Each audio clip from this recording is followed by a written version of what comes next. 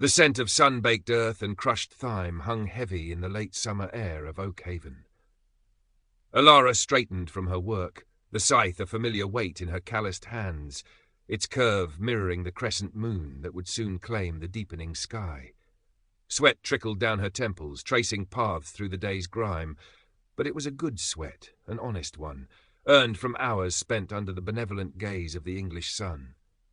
Her muscles hummed with fatigue, a deep, resonant song that promised the profound peace of coming night.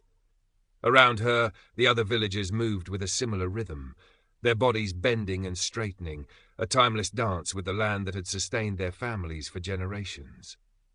Her younger brother, Finn, his small face earnest and smudged, worked steadily beside her, mimicking her movements, his youthful energy already beginning to wane as the shadows lengthened across the Lord's fields. Later, in the single-room cottage that was home, the day's labour shed like a heavy cloak. The air was thick with the smell of wood smoke from the central hearth, and the faint earthy aroma of drying herbs hung from the rafters. The communal bed, a raised platform piled with straw and covered with rough-spun wool blankets, was a welcoming sight.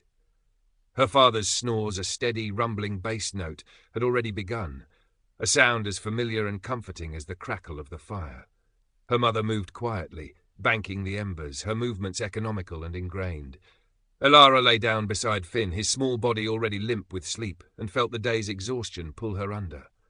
There was no fight, no anxious thoughts to bat away, just a swift, deep descent into the first sleep, a black, velvety oblivion that was the peasant's truest reward. Hours later, she surfaced gently, naturally. The cottage was dim, the fire a soft orange glow, painting flickering shadows on the rough-hewn walls. Moonlight, a silver filigree, leaked through a crack in the wooden shutters. This was the waking interval, the dorvée her grandmother had called it, a quiet pocket of time nestled between two sleeps. She sat up, the straw rustling softly. Finn mumbled beside her, turning in his sleep. Her mother was already awake, a darker shadow by the hearth, whispering prayers, her beads clicking softly.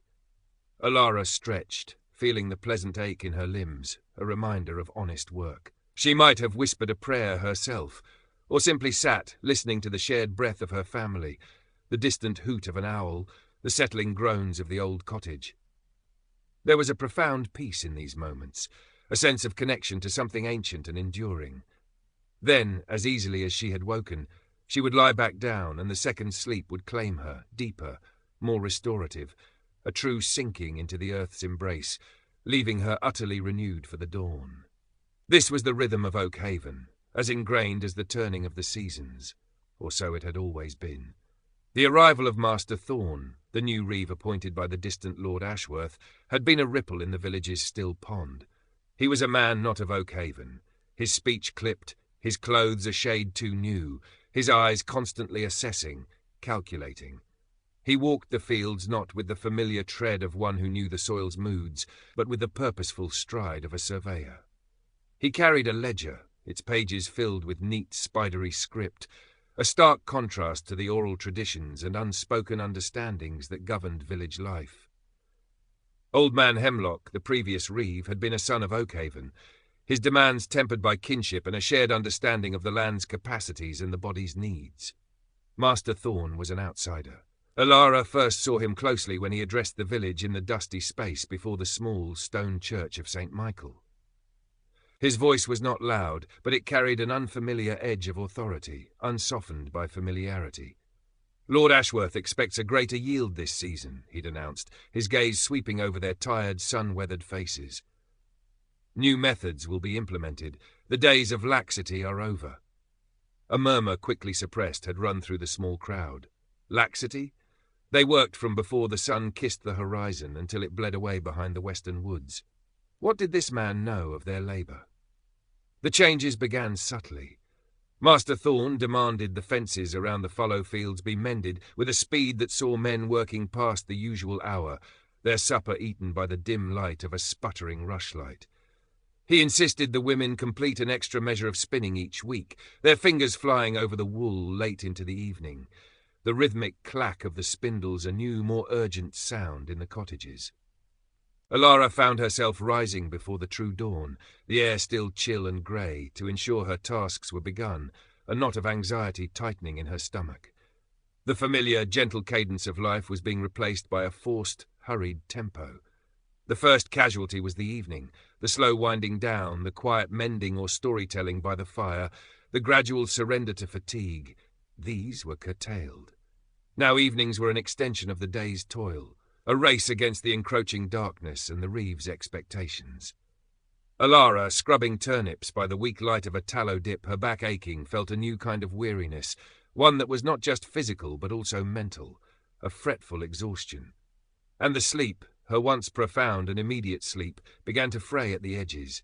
She would lie down, her body crying for rest, but her mind would snag on the day's unfinished tasks, on Thorne's critical gaze, on the worry of not meeting the new demands. The black, velvety oblivion took longer to arrive, and when it did, it felt thinner, less complete. Finn, beside her, tossed more, his small sighs more frequent. Even her father's snores seemed to carry a note of unease. The dorvée, that sacred pause in the night, transformed. Where once she had woken to a deep calm, now she often found herself surfacing with a jolt, her heart quickened. The quiet whispers with her mother were replaced by shared, anxious glances in the dim light. Prayer felt distracted, her thoughts skittering away like mice in the thatch. Sometimes the second sleep, once a guaranteed descent into deeper rest, became elusive, a coy thing that danced just out of reach, leaving her to stare into the fading embers with a mind that refused to still. She would rise in the morning feeling unrefreshed, a dullness behind her eyes, a heaviness in her limbs that no amount of stretching could dispel. The scar above her eyebrow, a memento of a carefree fall, seemed to throb with a forgotten simplicity. "He doesn't understand," she whispered one evening to her mother Alice as they bundled herbs for drying, the scent of rosemary and sage sharp in the air. "He asks for more than the day can give." Alice's hands, gnarled from years of work, stilled. "The Lord's Reeve speaks with the Lord's voice, Alara. We endure. It is the way." Her mother's face was a mask of peasant stoicism, but Alara saw the flicker of worry in her eyes, the slight downturn of her mouth. Weeks bled into months. The vibrant greens of late summer faded to the golds and russets of autumn. The harvest, usually a time of communal effort and celebration, was strained, overshadowed by Thorne's relentless pressure. He was everywhere, his ledger in hand, his voice sharp with correction. "More speed, Goodman Hodge. That furrow is not deep enough." Or, "Mistress Gable, your gleanings are meagre. The Lord will not be pleased." Alara watched the subtle unravelling. Old Thomas, whose hands were usually so deft with the whetstone, cut himself badly, his fatigue making him clumsy. Young Mary, barely a woman, wept openly when Thorne berated her for a spilled pail of milk, a small accident that in former times would have drawn little more than a sympathetic cluck. The easy laughter that usually accompanied their labour grew sparse, replaced by tight-lipped endurance. She sought out Maeve, the oldest woman in Oakhaven, whose cottage sat a little apart, nestled by the whispering willows near the river. Maeve's eyes, the colour of faded denim, held a wisdom that seemed to stretch back beyond living memory. Her skin was like old parchment, intricately mapped with the lines of countless seasons. "The night child," Maeve said, her voice raspy like dry leaves, as she stirred a pot of something fragrant over her small fire. Alara had brought her a small offering of late apples, their skins a blushing red. "The night has its own work. It is not for us to steal its hours, nor to fill them with the day's anxieties." She ladled a warm, bitter infusion into a wooden cup. "This may help the sleep find you, but the root of the trouble lies not in your body, but in the breaking of the rhythm." Alara sipped the brew. It tasted of chamomile and something else, something wild and earthy. "Master Thorne, he does not see." Maeve nodded slowly. "Men who look only at numbers often miss the song of the earth. The land has a breath, Alara. The beasts know it, the crops know it, and our bodies, they know it too. When that breath is choked, all things suffer." Maeve offered no solutions, only observations, yet Alara left her cottage with a deeper unease, and a flicker of something else, a nascent understanding that this was not just about her lost sleep, but about something larger, something vital to Oakhaven itself. The Reeves' demands intensified as autumn deepened. Lord Ashworth required a special tithe of milled grain, to be delivered before the first snows, and Thorn decreed that the village's small watermill, usually silent after dusk, must run through part of the night. This meant men, already exhausted from their day in the fields or woods, had to take turns tending the mill, their figures ghostly in the flickering light of lanterns, the rhythmic grind and splash of the water wheel, a new, unwelcome nocturnal sound that drifted across the sleeping village. Alara, lying on the straw pallet, would hear it, a relentless, churning pulse that seemed to invade her very bones, a counterpoint to the quiet breathing of her family. Sleep, when it came, was shallow, punctuated by the distant, monotonous sound. She saw the toll it took on the men. Their faces grew gaunter, their eyes shadowed. Her own father, usually a man of steady strength, moved with a new weariness, his temper shorter. One chilly morning, as a thin mist clung to the valley, Alara was in the lower field with other women, gleaning the last of the barley. Her hands, stiff with cold, fumbled with the stalks. Her head felt thick, her thoughts sluggish.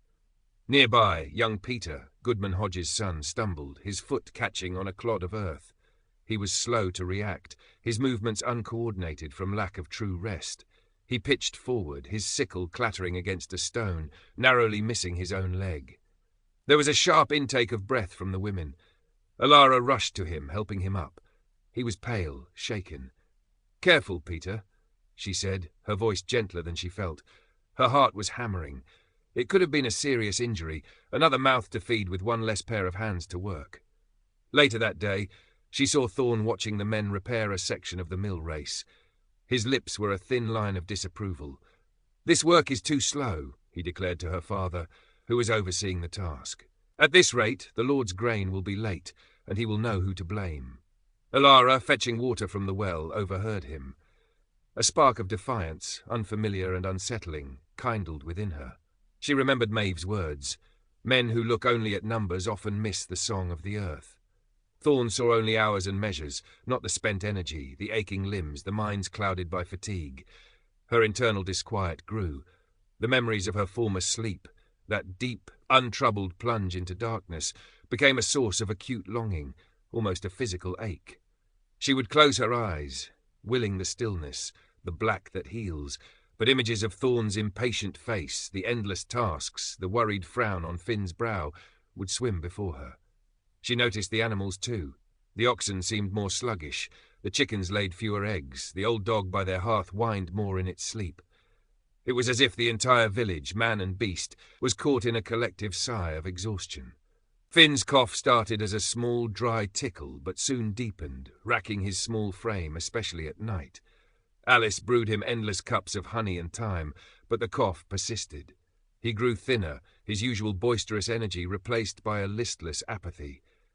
Alara would lie awake, listening to his laboured breathing, her own anxieties a tight band around her chest. The fear for her brother sharpened her awareness of the wrongness of their situation. This was no longer just about uncomfortable nights. It was about health, about survival. One evening, as Alara tried to coax Finn to take a spoonful of broth, he looked at her with large, fever-bright eyes. "My head feels full of buzzing bees, Alara," he whispered, his voice hoarse. "They won't let me sleep." Her heart clenched. The buzzing bees, she knew that feeling, the mental static that fought against the body's need for rest. To hear it described by her little brother, to see the direct, harmful impact of Thorn's relentless drive, solidified a resolve within her. Something had to be done, but what could a peasant girl do against the reeve, against the Lord's will? She felt small, powerless, yet the image of Finn's suffering, the memory of Maeve's quiet wisdom, and the deep, instinctual craving for the lost rhythm of true rest pushed against her fear. She didn't have a plan, only a growing certainty that this slow erosion of their well-being could not continue. The village was not just tired, it was becoming sick. The accumulated fatigue began to manifest in more than just coughs and clumsiness. The quality of the work, despite the longer hours, declined. The newly mended fences sagged in places. The spun wool was coarser, less even. The grain, when finally milled, contained more chaff. Thorn, oblivious to the root cause or willfully ignoring it, grew more irate. His voice became a constant source of irritation, his presence a heavy shadow over the village. He threatened punishments, extra levies, but these only deepened the villagers' weariness and quiet resentment. A fragile, unspoken solidarity formed. An extra hand offered to lift a load too heavy for one, a shared crust of bread for someone whose own was meagre, a moment of feigned distraction to cover a mistake made by tired hands. These were small acts, but they were the threads holding the community together against the unravelling. Alara found herself observing Thorn more intently, trying to discern a flicker of understanding, a hint of humanity beneath the brusque exterior. But she saw only a man driven by his own pressures, perhaps a fear of failure in the eyes of his master. He was as much a prisoner of the system as they were, albeit one who wielded a small measure of power. This thought, strangely, did not lessen her resolve, but clarified it. It was not Thorn, the man she was fighting, but the tide of unreasoning demand he represented. As the days shortened and the bite of late autumn sharpened the air, Thorn announced the final major task before the deep winter set in. A significant felling of timber from the Lord's woods, to be hauled and stacked for seasoning. The quota was, by any reasonable measure, excessive for the time remaining and the dwindling strength of the villagers. "This must be done before the first heavy snow," Thorn declared, his gaze hard. "Lord Ashworth requires it for his new building projects in the spring. There will be no excuses." The decree meant working deeper into the woods, further from the village, and labouring until the last vestiges of light and perhaps beyond, using the dangerous, flickering light of torches. A cold dread settled over Oakhaven.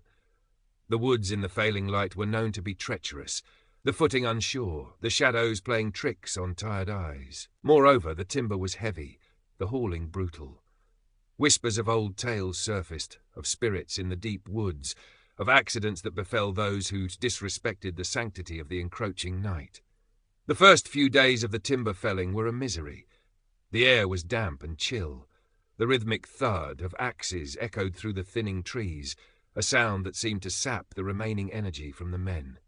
Alara, along with other women and older children, was tasked with hauling the smaller logs and branches, her shoulders screaming in protest, her hands raw from the rough bark.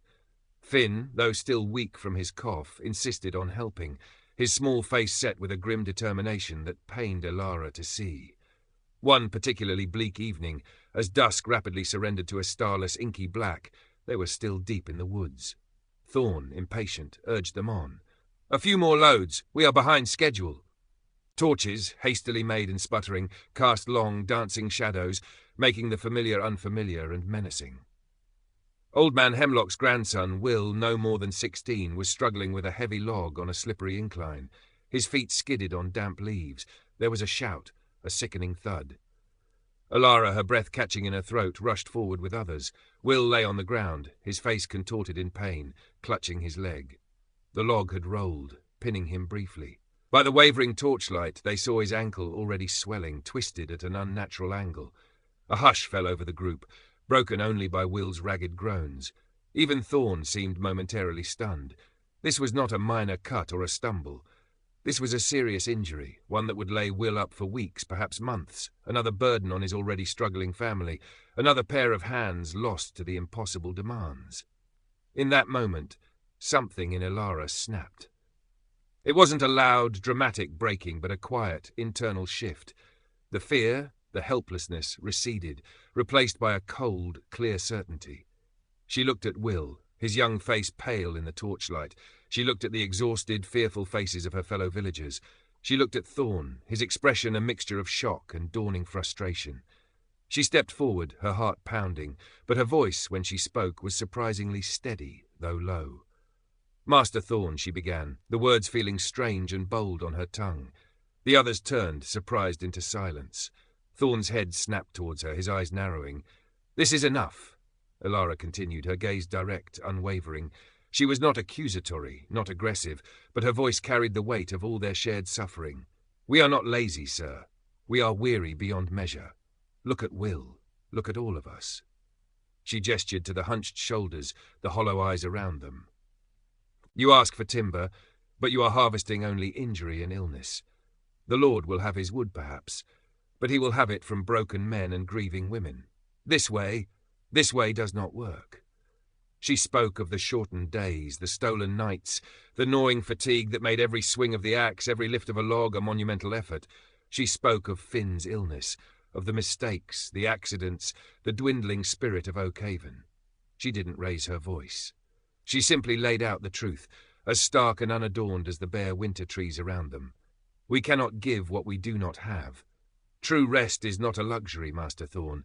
It is the soil from which all good work grows. You have starved the soil. A profound silence followed her words, broken only by the crackle of the torches and Will's whimpering. The villagers stared, some in fear for Alara, others with a dawning flicker of hope. Thorn's face was unreadable, and a mask of tight control. He opened his mouth, then closed it again. He looked at Will, then at the faces of the villagers, truly looked, perhaps for the first time, seeing not just labourers but people on the verge of collapse. He didn't speak for a long moment. Then, his voice devoid of its usual sharpness, he said, "See to the boy. Get him back to the village. The rest of you, go. We will speak of this on the morrow." He turned abruptly and strode away, his figure quickly swallowed by the darkness, leaving behind a stunned silence and the scent of pine and fear. The walk back to Oakhaven was a sombre, quiet affair. Will was carried on a makeshift litter, his moans a soft counterpoint to the shuffle of weary feet. Alara walked with her family, Finn clinging to her hand, his small body trembling. She expected recriminations, fear of Thorn's retribution, but her parents were silent, their expressions unreadable in the gloom. Perhaps they were too tired for anger, or perhaps a part of them acknowledged the truth she had dared to speak. That night, sleep was a distant country Alara could not reach. Her mind replayed her words to Thorn, the faces of the villagers, Will's pain. Had she been foolish? Would Thorn punish them all for her temerity? Yet beneath the anxiety there was a strange new feeling, a sense of lightness, of having shed an unbearable burden. She had spoken. She had named the sickness. The dorvée was long and filled with a restless energy. She rose and sat by the hearth, feeding small twigs to the embers, watching them catch and flare. Her mother joined her, not with prayers this time, but with a cup of warm, milky ale. "You were brave, child," Alice said softly, her voice barely a whisper. "Or foolish. Sometimes they are the same thing." "I could not stay silent, Mother," Alara replied, staring into the flames. To see Finn suffer, and Will, it was too much. Alice nodded, her gaze distant. "Your grandmother, she used to say the night speaks its own truths, if we but listen. Perhaps Thorn will listen. Perhaps not. But you listen to your own heart. That is something." The next morning dawned grey and heavy. A sense of apprehension hung over the village. The men gathered by the green as bidden, their faces grim. Alara, her heart thudding, joined the women at the edge of the gathering, Finn close by her side. Master Thorn appeared, his face stern, his ledger conspicuously absent. He surveyed the villagers, his gaze lingering for a moment on Will's parents, then on Alara. The silence stretched, taut and uncomfortable. "Goodman Hodge," Thorn said, his voice flat, addressing Will's father, "your son will be tended. His share of labour will be adjusted." He paused. "The timber quota remains. However, another pause, longer this time, the work will cease at true dusk. No more night labour. And the Sabbath will be fully observed for rest, without exception for urgent tasks, unless the very sky falls." He looked directly at Alara. "The work must still be done, but it will be done by daylight. See that your efficiency improves with this consideration." It was not an apology. It was not an admission of error. But it was a concession, a significant one. A collective sigh, almost inaudible, rippled through the villagers. Alara felt a wave of relief so profound it almost buckled her knees. Her father caught her eye and gave a curt, almost imperceptible nod. Thorn did not soften entirely. He remained the reeve, his manner still brusque, but the most egregious pressures were lifted. The grinding, relentless demand that had stretched them past breaking point was eased. The village slowly began to breathe again. Weeks turned into the first true breath of winter. Snow dusted the thatched roofs of Oakhaven, muffling the world in a soft white blanket. Will's ankle was mending slowly. Finn's cough had lessened, and a touch of his old spark returned to his eyes. The timber was hauled, albeit with great effort, but without the driven, desperate frenzy of before. Alara's sleep did not instantly return to the effortless perfection of her memories. There were still nights when anxieties, smaller now, flickered at the edges of her consciousness, but the deep, gnawing weariness began to recede. The doorway gradually reclaimed its quiet peace. She found herself waking in that still, dark hour, not with a jolt of dread, but with a gentle awareness, able to listen again to the breathing of her family, the sigh of the wind in the chimney, without the accompaniment of a racing heart. The second sleep, when it came, was deeper, more fulfilling. She had found her voice, however quiet, and in doing so had helped Oakhaven reclaim a small measure of its stolen night. She learned that true rest was not merely an absence of labour, but a delicate balance, a sacred rhythm easily disturbed and fiercely to be protected. One clear, cold night, as the stars blazed with a winter intensity, Alara lay on the straw, Finn breathing evenly beside her. The fire was low, a comforting pulse of warmth in the chilled air. She felt the familiar pull of exhaustion, but it was a clean ache now, the ache of work done within the body's honest limits. As she drifted towards the first sleep, a profound sense of gratitude washed over her. The night was still vast and mysterious, holding its share of hardships and uncertainties, but for now, for this moment, it also held peace. And that, she was beginning to understand, was a treasure beyond measure, a quiet strength to carry into the uncertain dawn. The black that healed was slowly, surely, returning to Oakhaven.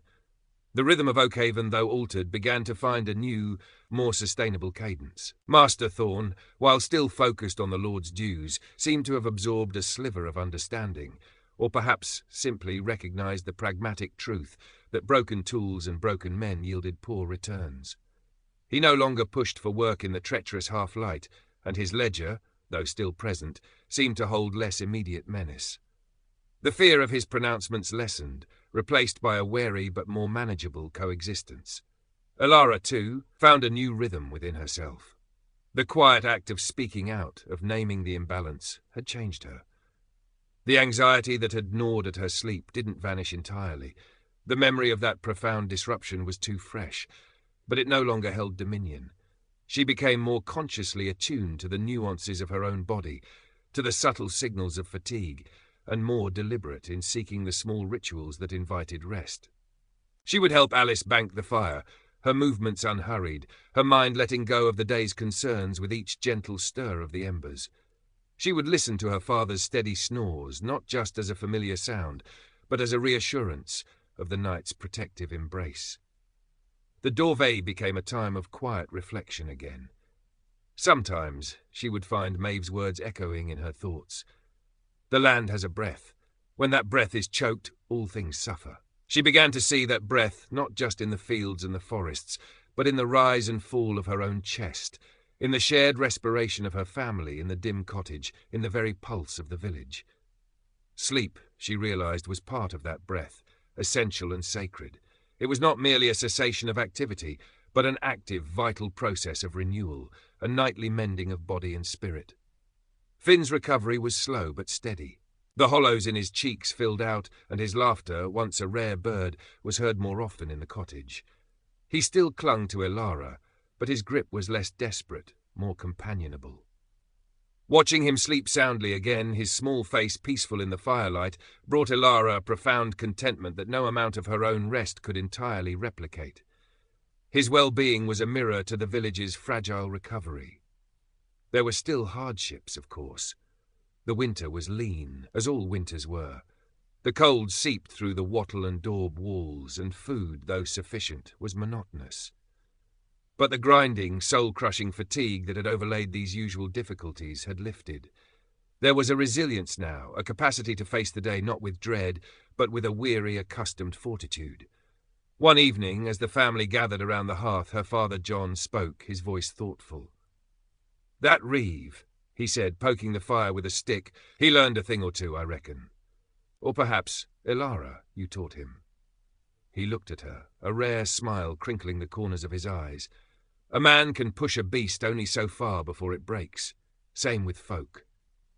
Alara felt a warmth spread through her chest, more potent than the fire's glow. It was not praise, not exactly, but an acknowledgement, a recognition of her small, brave act. As the seasons turned towards spring and the first green shoots pushed through the thawing earth, a sense of quiet optimism returned to Oakhaven. The ploughing and planting were undertaken with a renewed, if more measured, energy. Elara found that the song of the earth, as Maeve had called it, was becoming audible to her again. The rhythmic clang of the blacksmith's hammer, the lowing of the oxen, the cheerful chatter of women at the well, these sounds no longer felt like intrusions, but part of a larger, harmonious whole. Her sleep, too, settled into a deeper, more consistent pattern. The first sleep still came swiftly, born of honest toil. The dorveille was often filled with a quiet clarity, a space where simple thoughts could unfold without the sharp edges of anxiety. And the second sleep was a welcome, healing darkness, from which she would emerge feeling not just rested, but whole. She still remembered the buzzing bees, the restless nights, but they served now as a reminder, a cautionary tale whispered by her own body, of how easily that precious peace could be lost. Master Thorne remained the reeve. He never spoke of that evening in the woods again, nor did Elara, but a subtle shift had occurred in their interactions. He would sometimes ask her opinion on a practical matter concerning the women's work, a small but significant change. He still consulted his ledger, but his gaze, when it fell upon the villagers, seemed less like that of an overseer and more like that of a man grappling with a complex, living equation he was only beginning to understand. One day Maeve, her eyes twinkling, handed Elara a small bundle of dried lavender. "For your straw," she said, "to sweeten the dreams and keep the night terrors gentle." Elara smiled, accepting the fragrant gift. "My dreams are quieter now, Maeve." "Good," the old woman nodded. "The night is a friend, if you treat it kindly. It gives back what you give it." And Elara knew it was true. The struggle for Oakhaven's rest had taught her that sleep was not a passive state, but an active engagement with the rhythms of life, a dialogue between the body and the world. It was a gift to be cherished, a sanctuary to be guarded, a deep, quiet pool from which strength and clarity could be drawn. As she lay down each night in the familiar warmth of her family, amidst the comforting sounds of their shared breath, she felt a profound connection to the generations who had slept thus before her, their lives a tapestry of labour and rest, hardship and peace. The fire might dim, the world outside might be harsh and unforgiving, but here in the heart of the sleeping cottage there was a wholeness, an ancient, earned serenity. The peasant's sleep, she understood now, was not just an escape from toil, but a return to the very essence of being.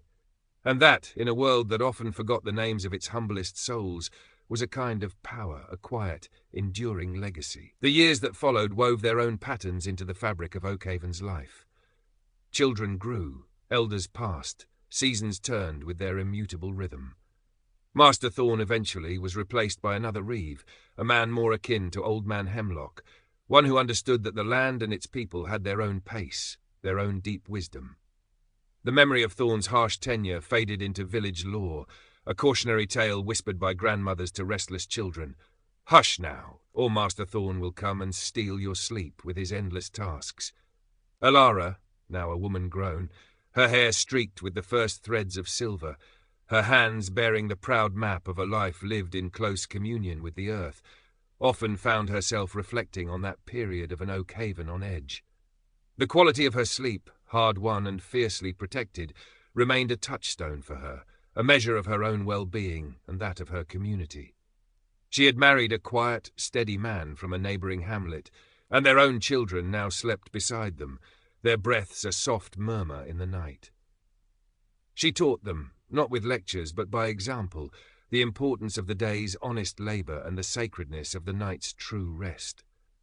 She showed them how to listen to the wind in the thatch, to the crackle of the fire, to the sigh of the sleeping earth, as cues for their own bodies to surrender. She passed on Maeve's simple herbal remedies for fretful nights and her grandmother's whispered prayers for protection in the dark hours. The dorveille remained a special time for Elara. In that quiet interlude, when the world outside was hushed and the veil between waking and dreaming seemed thin, she felt a profound connection to the generations that had come before her, who had also risen in the dim light to stoke the fire, to pray, to simply be. It was a time when the day's accumulated thoughts settled like dust, leaving a clarity, a quiet understanding. Sometimes solutions to small problems would surface in these hours, or a forgotten memory would rise with poignant sweetness. She understood it as a gift, this gentle pause, not an interruption to be lamented, but an integral part of the night's restorative cycle. She saw how the modern world, even in its slow encroachment on their isolated valley, a new road that brought more traders, talk of different farming methods from distant shires, carried with it a new kind of restlessness. Young folk, drawn by tales of towns and different lives, sometimes chafed against the old rhythms. They spoke of wanting more, of doing more, of sleeping less. Elara would watch them, a gentle sadness in her heart, and remember the buzzing bees in Finn's head. She knew that what they sought often came at the cost of what they already possessed, the deep, uncomplicated peace of an earned rest. Finn, now a strapping young man with a family of his own, never fully forgot the illness of his youth, nor the reeve who had inadvertently caused it. He became a staunch advocate for the old ways, his voice often raised in the village councils against any proposal that threatened to disrupt the natural balance of work and rest. "My sister taught me," he would say, his gaze often finding Elara's across the gathering, "that a tired ox ploughs a crooked furrow, and a tired man reaps only sorrow." One blustery autumn evening, Elara sat with her own granddaughter, little Alice, named for her great-grandmother. The child was tired from a day of helping gather fallen apples, her eyelids heavy. "Grandmother," Alice murmured, her head nodding against Elara's shoulder, "why does the fire whisper stories?" Elara smiled, stroking the child's soft hair. "Because, little one, it remembers all the nights before this one. It remembers all the folk who have sat beside it, tired from their day. It tells them it is time to rest, time to let the darkness hold them safe until the morning light." "And does the darkness always hold us safe?" Alice asked, her voice small. "The darkness brings rest, child," Elara said, "and rest is its own kind of safety. It mends what the day has broken, it quiets the worries, it makes us strong again." She remembered the fear, the uncertainty of those nights under Thorn's rule, the fragile sleep. Sometimes we must remind the world, and even ourselves, to let the night do its sacred work. As little Alice drifted off, her breath evening out into the soft rhythm of slumber, Elara looked into the dancing flames. The wind howled outside, rattling the shutters, but within the cottage there was a deep, abiding peace. The lessons of her youth, the struggle for Oakhaven's rest, had become woven into the very fibre of her being. She understood that true wealth was not measured in coin or possessions, but in these quiet moments of connection, in the health of her family, in the enduring strength of her community, and in the profound, nightly gift of sleep, a gift earned, cherished, and passed on, as precious and life-sustaining as the dark, rich earth of Oakhaven itself. The night, she knew, would always belong to those who respected its rhythms, who surrendered to its ancient call for stillness, and who woke from its embrace, not with a jolt of anxiety, but with the quiet, steady pulse of a life lived in harmony with the turning world. The night, she knew, would always belong to those who respected its rhythms, who surrendered to its ancient call for stillness, and who woke from its embrace, not with a jolt of anxiety, but with the quiet, steady jams. The tapestry of Oakhaven's life continued, thread by patient thread. Elara, now one of the village elders, her movements slower but her gaze as keen as ever, became a quiet repository of its history, its sorrows, and its enduring wisdom. She had seen reeves come and go, harvests succeed and fail, seasons of sickness and seasons of plenty. Through it all, the rhythms of work and rest, though sometimes strained, had held. The lessons learned during Thorn's tenure had sunk deep into the village's collective memory, a subtle but persistent understanding of the body's limits and the night's sacred claim. She often sat with Maeve's great-granddaughter, another young woman with observant eyes, sharing stories and the knowledge of herbs. The old ways of listening to the land, of understanding the subtle cues of nature, were precious, and Elara felt a responsibility to ensure they were not lost to the newer, sometimes louder ways that trickled in from the wider world. "They talk of new lamps in the towns, grandmother," young Elspeth said one day, her brow furrowed as she sorted through a basket of yarrow. "Lamps that burn so bright they turn night into day. They say men can work all through the dark as if the sun never set."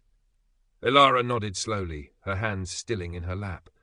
"And do they say if these men sleep well, child?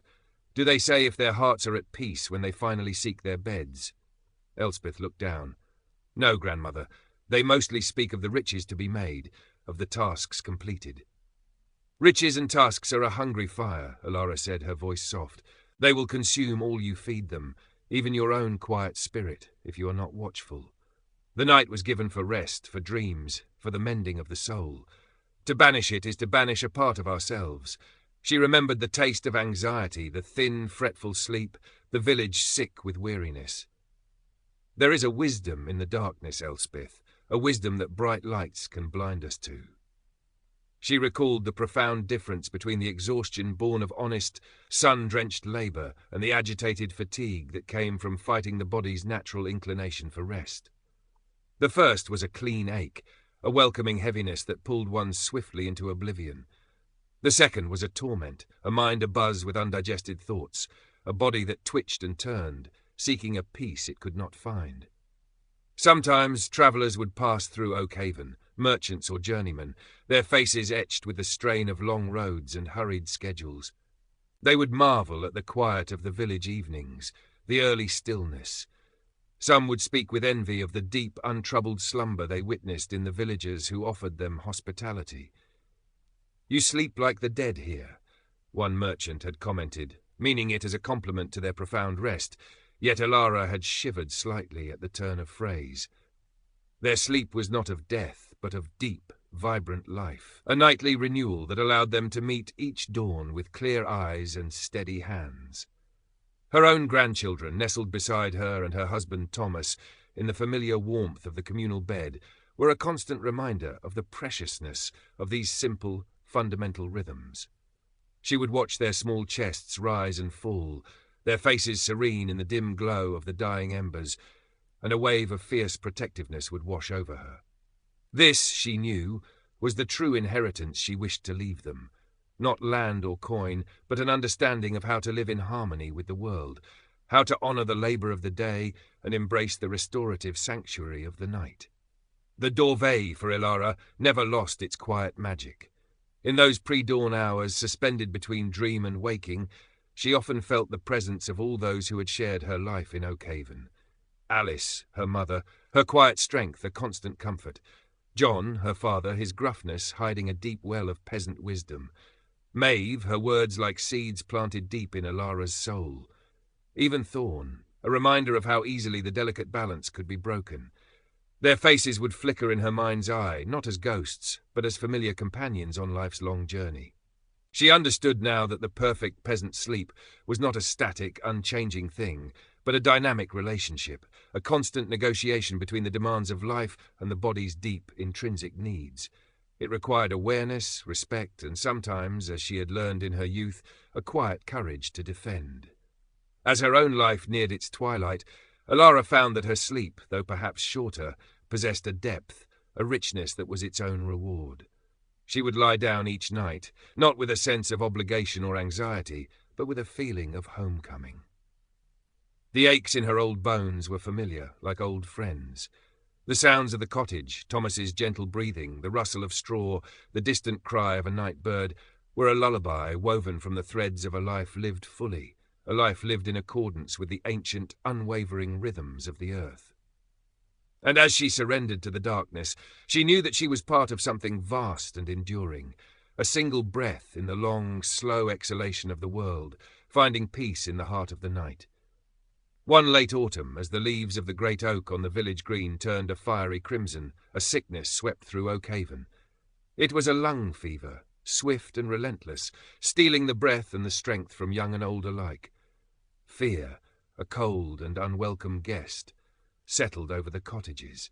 The familiar routines of work were disrupted, replaced by the hushed tones of worry, the clatter of pots as poultices were brewed, and the constant racking coughs that echoed through the thin walls.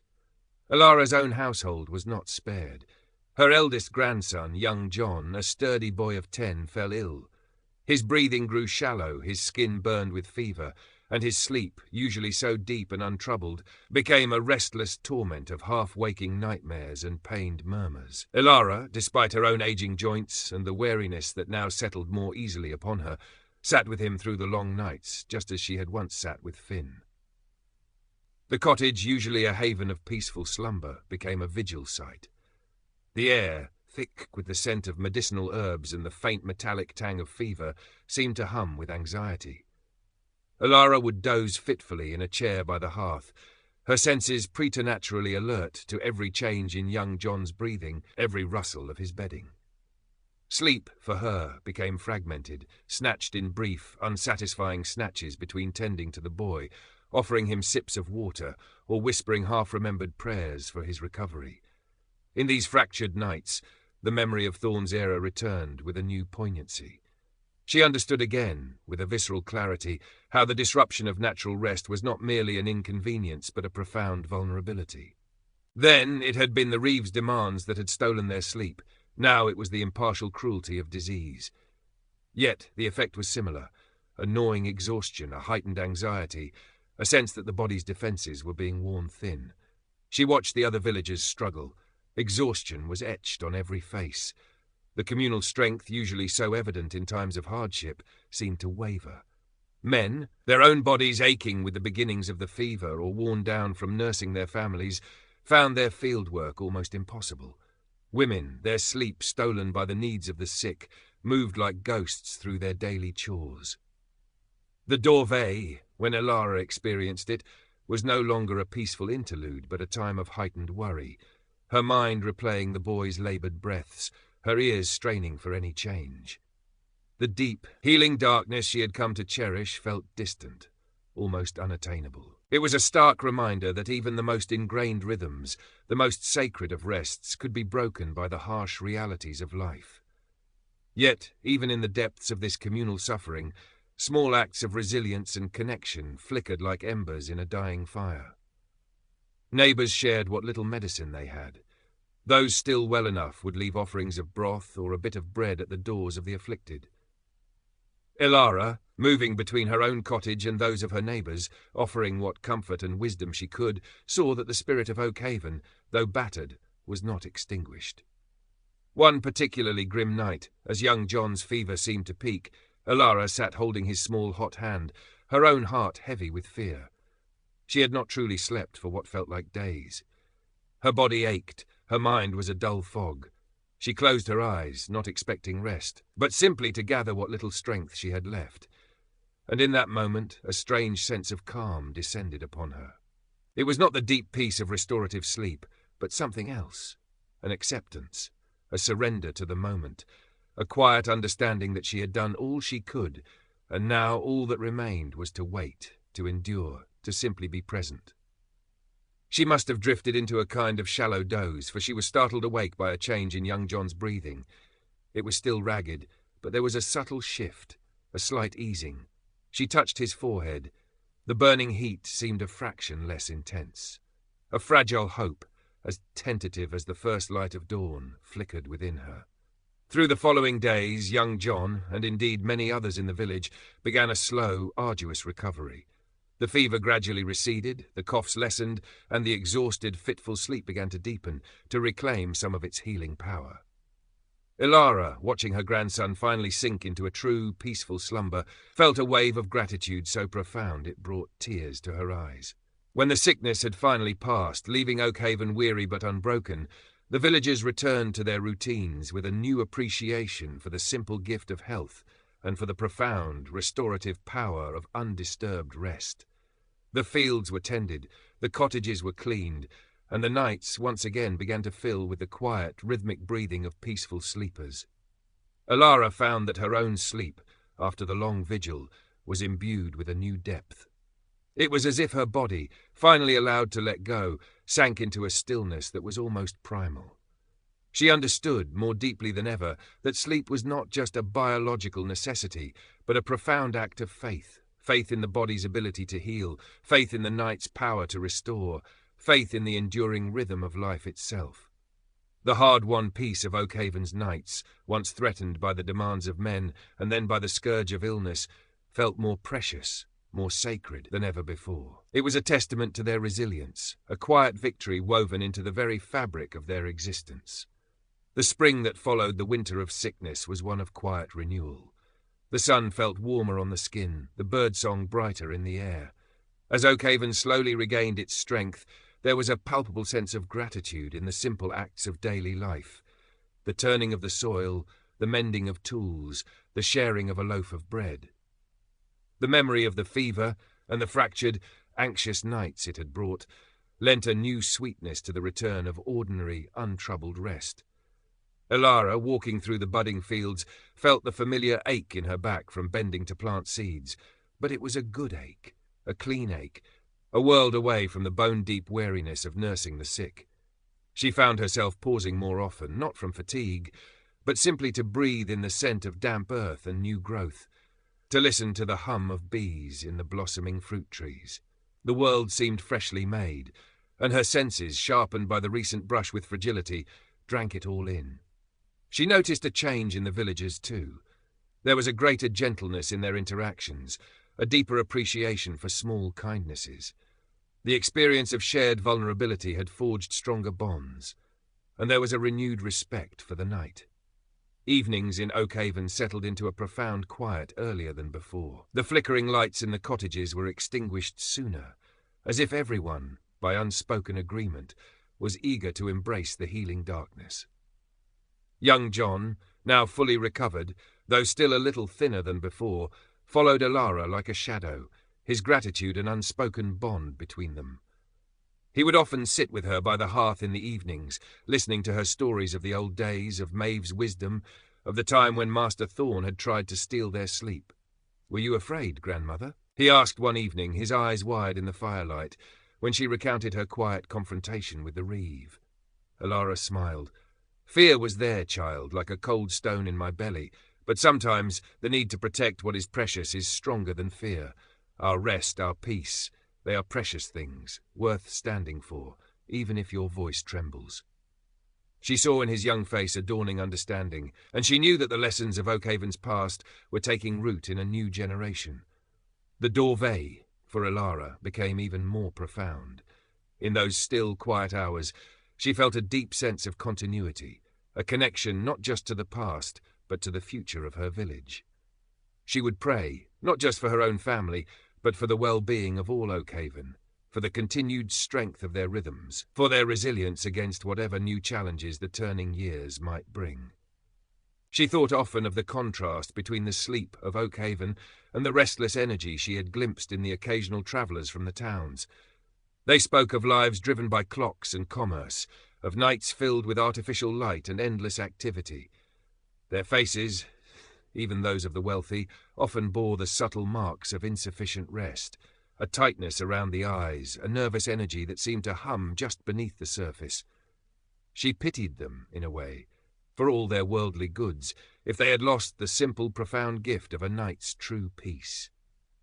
The seasons continued their dance. Summers brought the sweat of the harvest and the deep satisfaction of barns filled with grain.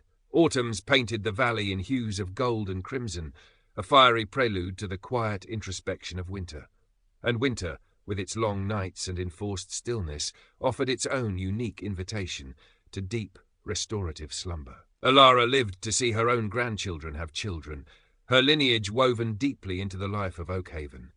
She became the village's oldest woman, her cottage a place where young mothers sought advice, where troubled hearts found a listening ear, and where the old stories were kept alive.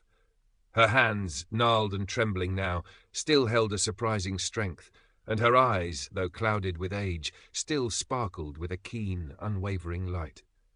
Her own sleep, in these twilight years, changed again. It was often shorter, her body waking more easily, but the quality of it, when it came, was like a fine old wine, rich, deep, and imbued with the accumulated essence of a lifetime. She no longer fought the awakenings, but welcomed them as opportunities for quiet contemplation, for listening to the night's soft whispers.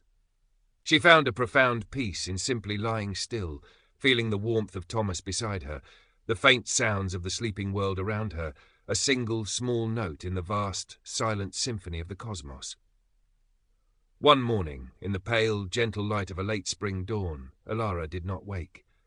She slipped from her final sleep as quietly and naturally as she had slipped into countless nights of rest, her face serene, her breath a soft sigh that mingled with the morning mist. Thomas found her, a gentle smile on her lips, her hand resting peacefully on the worn wool blanket. A profound stillness settled over the cottage, a silence that was not empty, but full full of her presence, her wisdom, her enduring spirit. The news spread through Oakhaven like a slow, tolling bell. There was sorrow, of course, but also a deep, abiding respect. Elara had been more than just an old woman. She had been a guardian of their rhythms, a living embodiment of their connection to the land and to the ancient wisdom of rest. At her burying, in the small churchyard under the shade of the ancient yew tree, the entire village gathered. Finn, his hair now as white as Elara's had been, spoke of her courage, her quiet strength, her unwavering belief in the sanctity of their way of life. Young John, now a man with children of his own, spoke of her gentleness, her stories, the comfort of her presence. And as the sun began to set, casting long shadows across the valley, a deep peace settled over Oakhaven. The villagers returned to their cottages, their hearts full. That night, as they lay down to their own rest, they did so with a renewed sense of the preciousness of what Elara had fought to protect. They listened to the fire, to the wind, to the shared breath of their families, and they remembered her. The sleep that came to Oakhaven that night was deep and profound, a tribute to the woman who had taught them the true meaning of earned rest. It was as if Elara herself was breathing with them, her spirit woven into the stillness, a guardian of their slumber, a reminder that even in a world of constant change and challenge, the night, if honoured, would always offer its healing embrace. The legacy of the peasant's perfect sleep, nurtured by hardship, defended by quiet courage, and passed down through generations, lived on in the heart of Oakhaven, a timeless rhythm in a restless world. The passing of Elara left a void in Oakhaven, but not an emptiness. Her spirit, her teachings, her quiet resilience had become part of the village's soul. Young Elspeth, Maeve's great-granddaughter, now a young woman with a family of her own, found herself unconsciously echoing Elara's words when speaking to her own children about the importance of a day well spent and a night well rested. The bundle of lavender Elara had once given Maeve, and Maeve had given Elara, now sat tucked into Elspeth's own straw bedding, a fragrant reminder of a lineage of quiet wisdom. Life in Oakhaven continued as it always had, marked by the turning of the seasons and the rhythms of agricultural life. The outside world pressed a little closer each year. New taxes were levied, new edicts from distant authorities arrived, and occasionally a new family, displaced from elsewhere, would seek refuge in a small patch of land within the valley. Each change brought its own ripples, its own challenges to the established ways. There was a year when a prolonged drought withered the crops in the fields. The days were long and hot. The nights offered little respite from the heat or the gnawing anxiety about the failing harvest. Sleep became a shallow, troubled thing, filled with dreams of dust and empty granaries. The villagers, their bodies parched and their spirits low, found their tempers fraying, their communal strength tested. It was Finn, now an elder himself, his voice carrying the weight of experience, who reminded them of Elara's resilience, of her belief in enduring, in finding strength even in the leanest of times. My sister would say, he told them, his gaze sweeping over their worried faces, that even a thirsty field can dream of rain, and a tired body can still find a moment's peace if the heart is not entirely consumed by fear. We must work together, share what little we have, and trust that the night, however troubled, will still offer some measure of rest to carry us to the morrow. And they did. They shared their dwindling water supplies, pooled their meagre food stores, and offered each other what comfort they could. The sleep was not the deep, untroubled slumber of bountiful times, but it was a sleep of shared endurance, a gritty, determined rest that somehow kept them going. When the rains finally came, late and insufficient but enough to save a portion of the harvest, the relief that washed over Oakhaven was immense. The sleep that followed was profound, a collective sigh of a village that had stared into the abyss and stepped back. Another time, a new Reeve, a young man full of ambition and newfangled ideas, learned from books rather than from the land, tried to implement a system of work based on timed hours, marked by the ringing of a bell he had brought from a town. He spoke of maximizing daylight and systematic labor allocation. The older villagers, Finn and young John among them, exchanged knowing glances. They remembered Thorn. They did not confront the new Reeve with anger, but with a quiet, steady resistance born of Elara's legacy. They worked diligently, but they also paused when their bodies told them to. They took their midday rest under the shade of the oaks, as they always had. They let their evenings unfold with their customary slowness. When the Reeves' bell rang at odd, unnatural hours, they would often be found still finishing a task at their own pace, or already heading towards their cottages, their day's labour judged complete by the sun and their own internal clocks, not by his imported contraption. The young Reeve, frustrated by their stubbornness, found his meticulously planned schedules unravelling. The work got done, the tithes were met, but not according to his rigid design. He saw that their ways, though seemingly inefficient to his town-trained eyes, possessed an underlying resilience, a sustainability that his methods lacked. He saw the health in their faces, the quiet contentment in their evenings, the deep, untroubled sleep that came to them despite his bell. Gradually, reluctantly, he began to adapt, his bell ringing less frequently, his pronouncements less insistent. Oakhaven, in its quiet way, had once again defended its rhythms. Elspeth, walking through the village as twilight settled, often thought of Alara. She would see the soft glow of firelight from the cottage windows, hear the distant murmur of voices, the occasional gentle laughter, and know that the village was preparing for the night in the way Alara had taught them to cherish. She understood that the perfect peasant's sleep was not an accident of hardship, but a conscious cultivation, a deep listening to the needs of the body and the spirit, a respect for the sacred pause that the night offered. The world outside Oakhaven continued to change at an ever-increasing pace. Tales reached them of great machines, of cities growing vast and smoke-filled, of lives lived entirely divorced from the turning of the seasons or the light of the sun. Some of Oakhaven's youth, lured by these stories, would leave the valley, seeking fortunes or adventures elsewhere. Some returned, their faces older, their eyes carrying a new weariness, speaking of a world where sleep was a commodity, bought with potions or stolen in brief, anxious snatches between endless clamour. They would sit by Oakhaven's hearths, drinking in the quiet, the darkness, the scent of wood smoke and earth, and a profound longing would fill them for the simple, untroubled rest they had once taken for granted. And so Oakhaven endured, a small pocket of stillness in a world that was forgetting how to be still. It was not a paradise. Life was still hard, marked by labour and loss, by the whims of weather and the demands of distant lords. But it possessed a secret, a treasure passed down from mothers to daughters, from fathers to sons, a wisdom embodied in the life of Alara and those like her.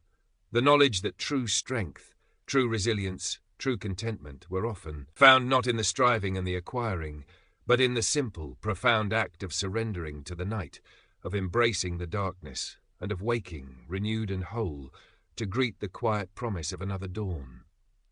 But it possessed a secret, a treasure passed down from mothers to daughters, from fathers to sons, a wisdom embodied in the life of Alara and those like her, the knowledge that true strength, true resilience, true contentment were often man. The legacy was not in stone or script, but in the shared breath of sleeping families, in the deep, untroubled slumber of a village that knew the true meaning of rest. Generations flowed like the river that bordered Oakhaven's fields.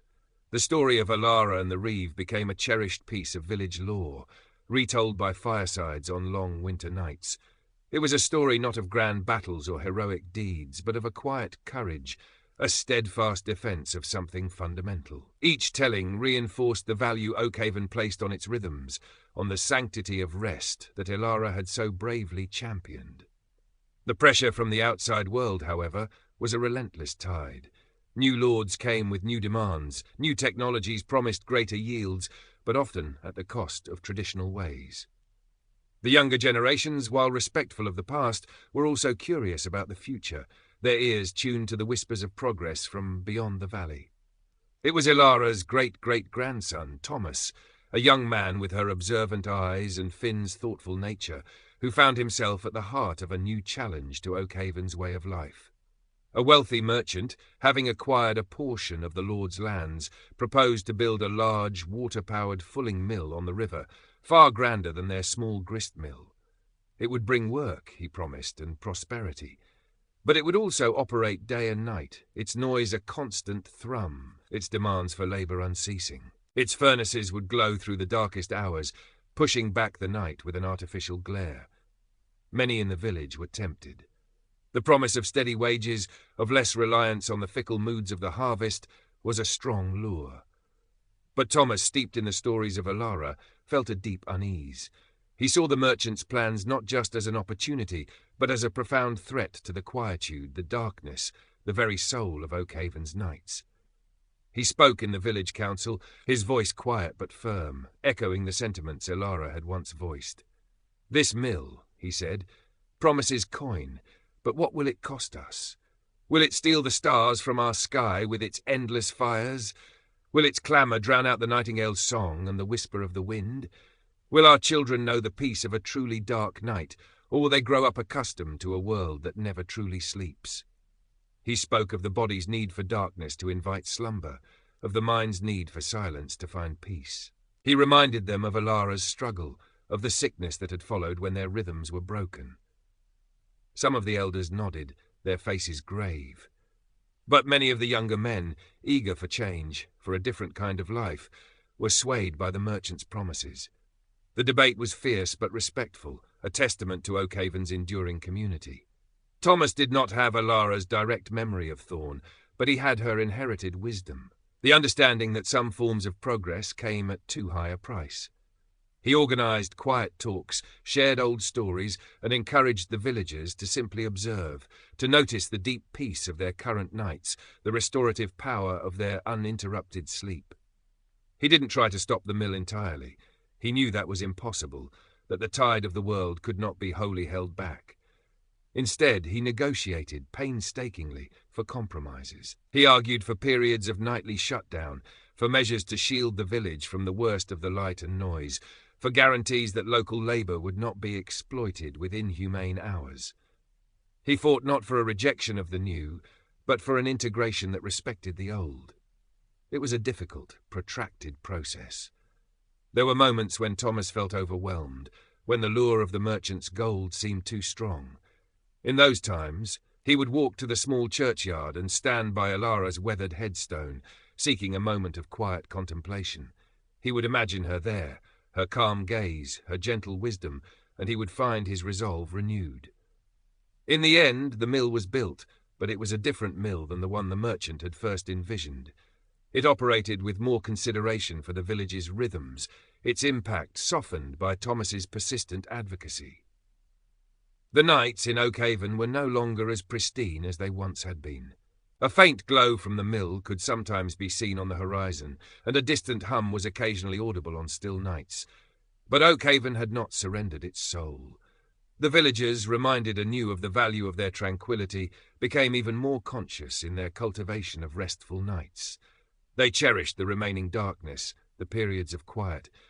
They continued to tell Alara's story, now with a new chapter added, Thomas's quiet defence of their legacy. Thomas himself, though he knew he had not achieved a perfect victory, felt a measure of Alara's peace. He had stood for something precious, and he had made a difference. As he lay down each night, listening to the sounds of his own sleeping family, he understood that the struggle to maintain balance, to protect the sacred spaces of rest and renewal, was an ongoing one, a task for each generation. And so, the spirit of the peasant's perfect sleep, though challenged and subtly altered by the encroaching world, endured in Oakhaven. It lived on in their stories, in their practices, in their deep, instinctual understanding that true well-being was woven from the threads of honest labour, communal connection, and the profound, healing embrace of the night. It was a legacy of quiet strength, a testament to the enduring wisdom of listening to the rhythms of the earth and the whispers of the soul. Alara's fight had not been in vain. Its echoes resonated still, a gentle but persistent reminder of the timeless value of a good night's sleep. The Fulling Mill, once a source of such contention, eventually settled into the landscape of Oakhaven, its rhythmic thumping becoming a familiar, if not entirely welcome, part of the valley's soundscape. Thomas's hard-won compromises meant that its intrusion was managed, its demands on the villagers' nights contained, life adapted, as it always does. The young men who worked at the mill learned to balance its more structured hours with the ingrained need for proper rest. often speaking with a newfound appreciation for the quiet of their own cottages after a shift amidst the machinery's din. Thomas, as he grew older, became a figure much like Ilara had been, a quiet elder to whom others turned for counsel. He carried her legacy not as a rigid adherence to the past, but as a living principle, that progress should serve humanity, not the other way around, and that no amount of material gain could compensate for the loss of inner peace and restorative rest. He saw the world change even more rapidly beyond their valley. He heard tales of great iron roads that spanned the country, of messages that flew through wires, of cities so vast they blotted out the stars entirely. These stories, brought by travelling peddlers or returning adventurers, sounded like fables, so removed were they from Oakhaven's quiet existence. Yet he knew these changes were real, and that their influence, like a slowly rising tide, would eventually reach even their secluded home. His own children, and then his grandchildren, grew up in a world where the memory of a completely untamed night was already fading. For them, the faint glow of the mill on the horizon, the distant hum of its workings, was simply part of the night's familiar tapestry. Yet because of the stories of Ilara and Thomas's own gentle guidance, they still understood the difference. They knew that the deepest darkness, the most profound silence, held a special kind of magic, a gateway to a different quality of rest. Young Martha, Thomas's granddaughter, was particularly drawn to these old tales. She had Ilara's observant nature and a keen curiosity about the before times. She would often ask Thomas to describe what Oakhaven was like when the nights were utterly black, broken only by starlight or the moon, when the only sounds were those of nature and the sleeping village. "It was a different kind of quiet, child," Thomas would tell her, his gaze distant, as if seeing those long-ago nights.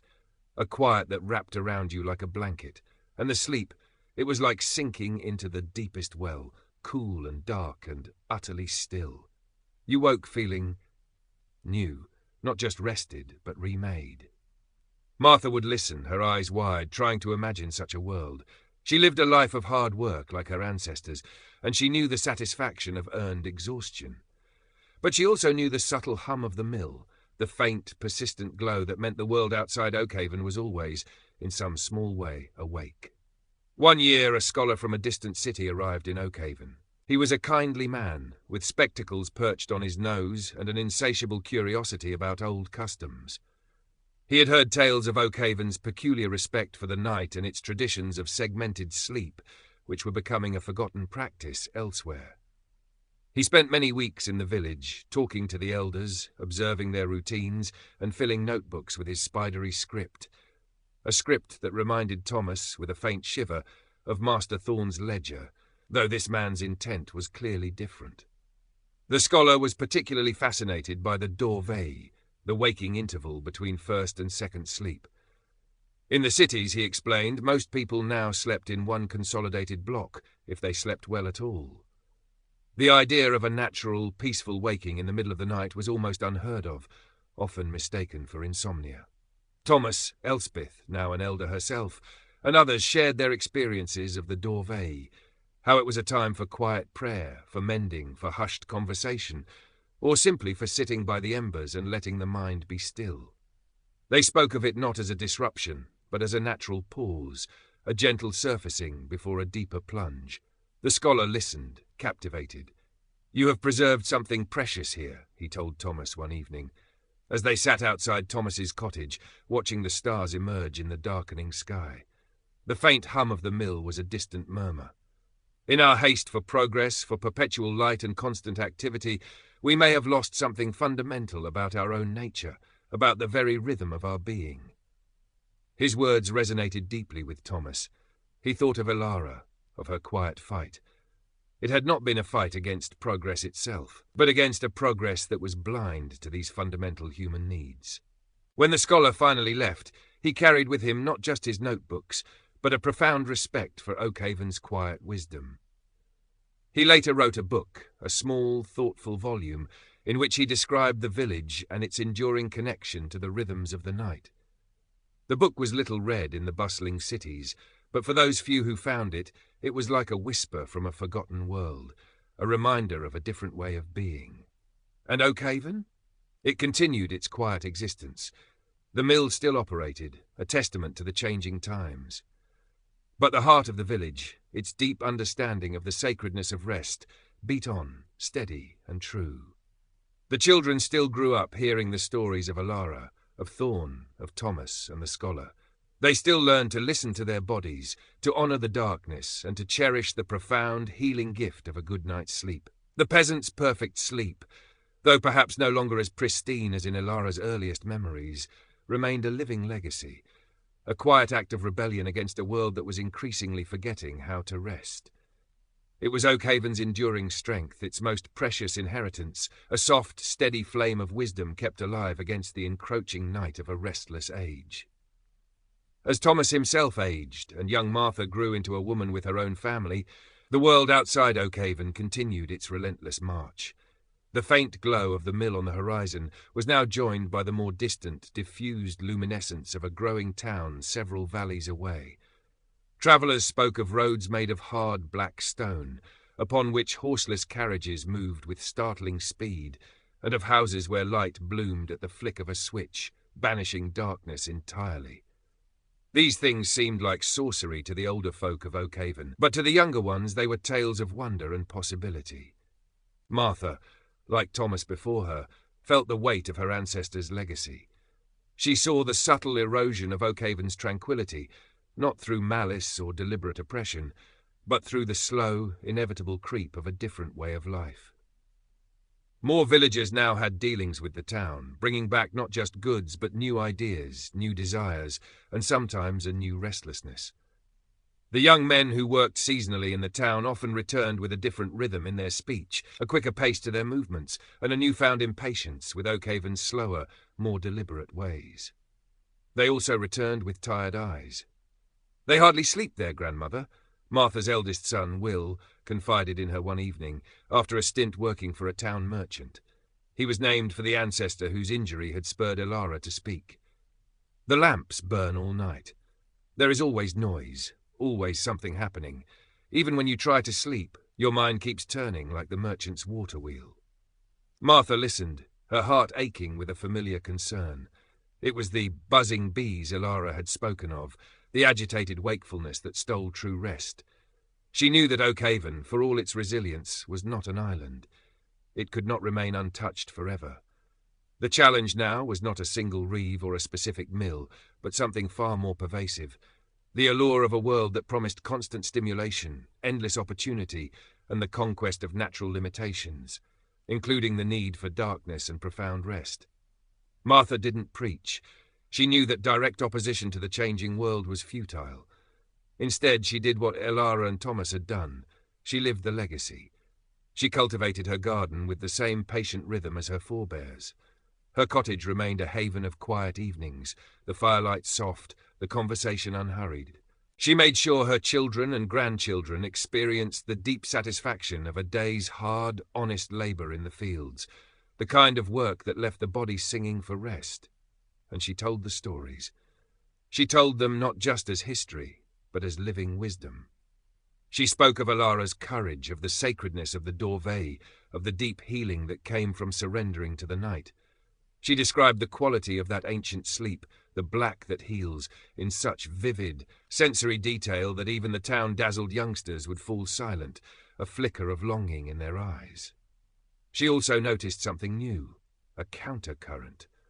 Some of those who had left Oakhaven for the towns, chasing dreams of a different life, began to return, not in failure, but in search of something they had lost. They came back, with a little money, perhaps, but also with a weariness that went bone deep, a hunger for the quiet, the darkness, the untroubled sleep they remembered from their childhoods. One such was a distant cousin, Agnes, who had spent years working as a seamstress in the bustling town. She returned to Oakhaven pale and thin, her hands perpetually restless, her eyes shadowed with a chronic lack of sleep. "I couldn't bear it any more, Martha," she confessed, her voice tight. "The noise, the lights, my mind never stopped. I earned good coin, but I forgot what it felt like to wake up truly rested. I forgot the stars." Martha welcomed her, offered her a place by the fire, a cup of Maeve's old calming infusion. She didn't offer lectures, just the quiet, steady rhythm of Oakhaven life. Slowly, night by night, Agnes began to heal. She would sit by the hearth, watching the embers die, her hands gradually stilling in her lap. She would walk in the fields at dusk, breathing in the scent of earth and dew, and marvel at the profound silence. And she began to sleep again, at first fitfully, then more deeply, the layers of urban agitation slowly peeling away. "It's like remembering a forgotten language," Agnes said one morning, her face softer, her eyes clearer than Martha had seen them in years. "My body knew how to do this all along. I just had to give it the chance." Martha realized then that Oakhaven's legacy was not just about preserving something old, but about offering something timelessly necessary. In a world that was increasingly losing its connection to natural rhythms, their small valley, with its stubborn adherence to the wisdom of the night, was becoming a sanctuary, a place where weary souls could come to remember how to rest. The scholar's little book, long out of print, was rediscovered by a new generation, and Oakhaven, much to its surprise, became a place of quiet pilgrimage for a few discerning souls from the cities, artists, writers, thinkers, who sought not its material wealth but its intangible treasures, its darkness, its silence, its deep, restorative sleep. They came not to change Oakhaven, but to learn from it, to experience even briefly a different way of being. Martha, watching her great-grandchildren play in the twilight, their bodies healthily tired, their laughter echoing in the clear air, felt a profound sense of peace.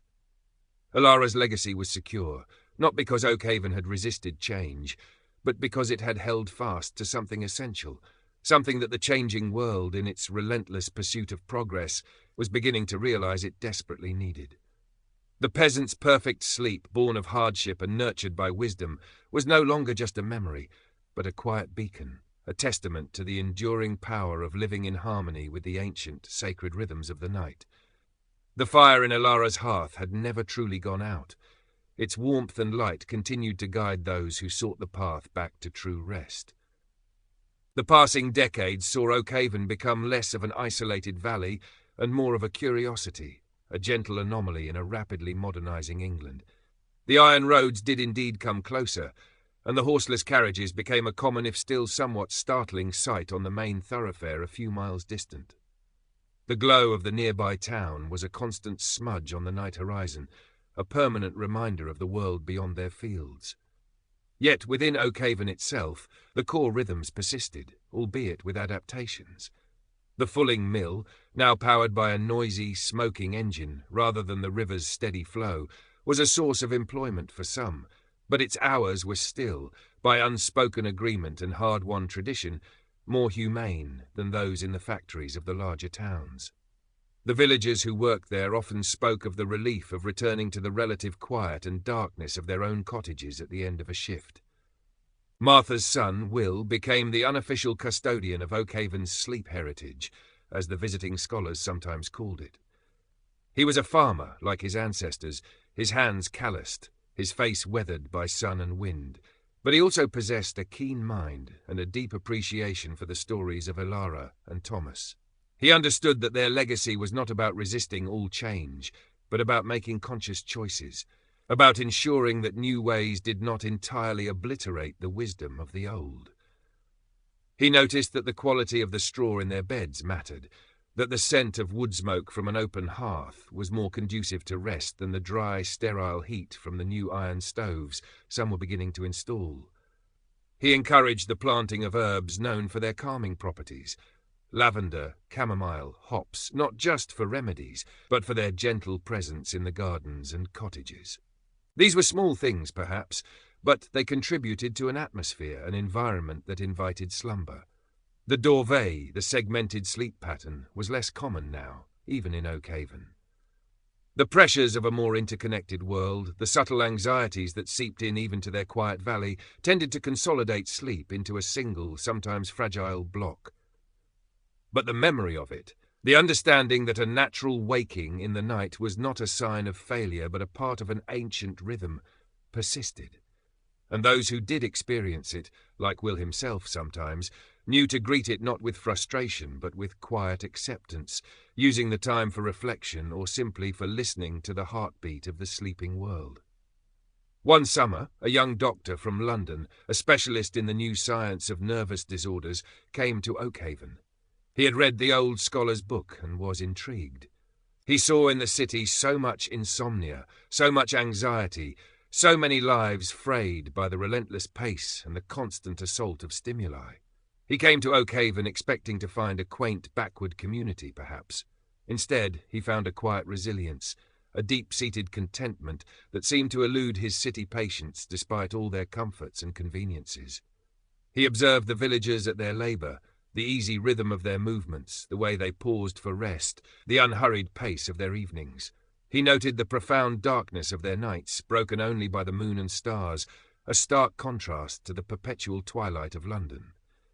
He spoke at length with Will, who shared the stories of Alara and Thorn, of the village's long, quiet struggle to protect its rest.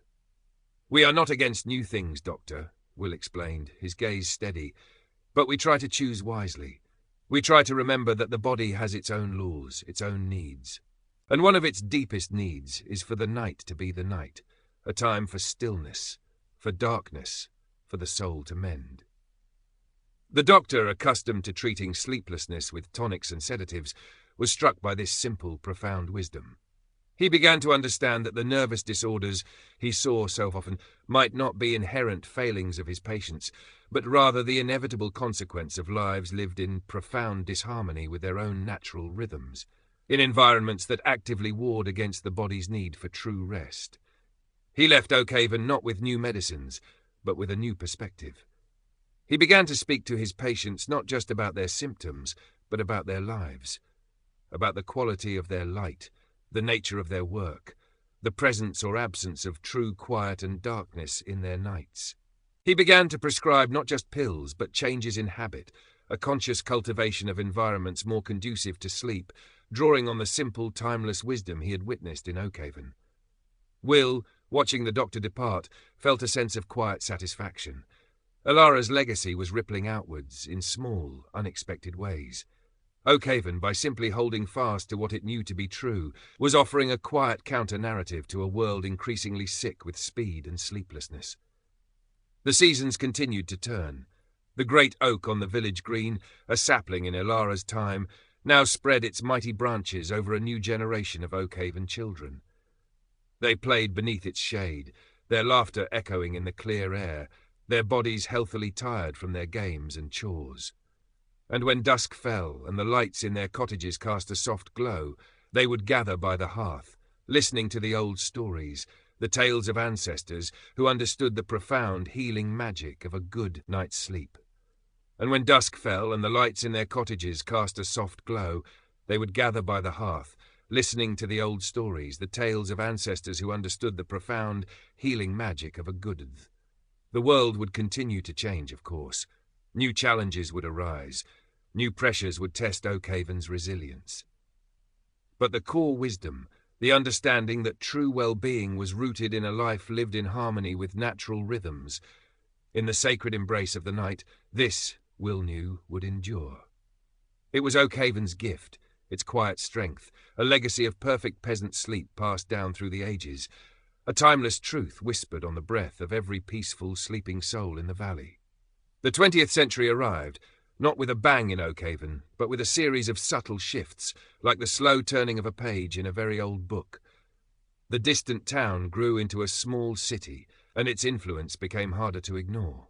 Young men from Oakhaven went off to fight in great wars that seemed a world away from their peaceful valley, and some returned changed, their eyes holding shadows that even Oakhaven's deep nights could not entirely erase.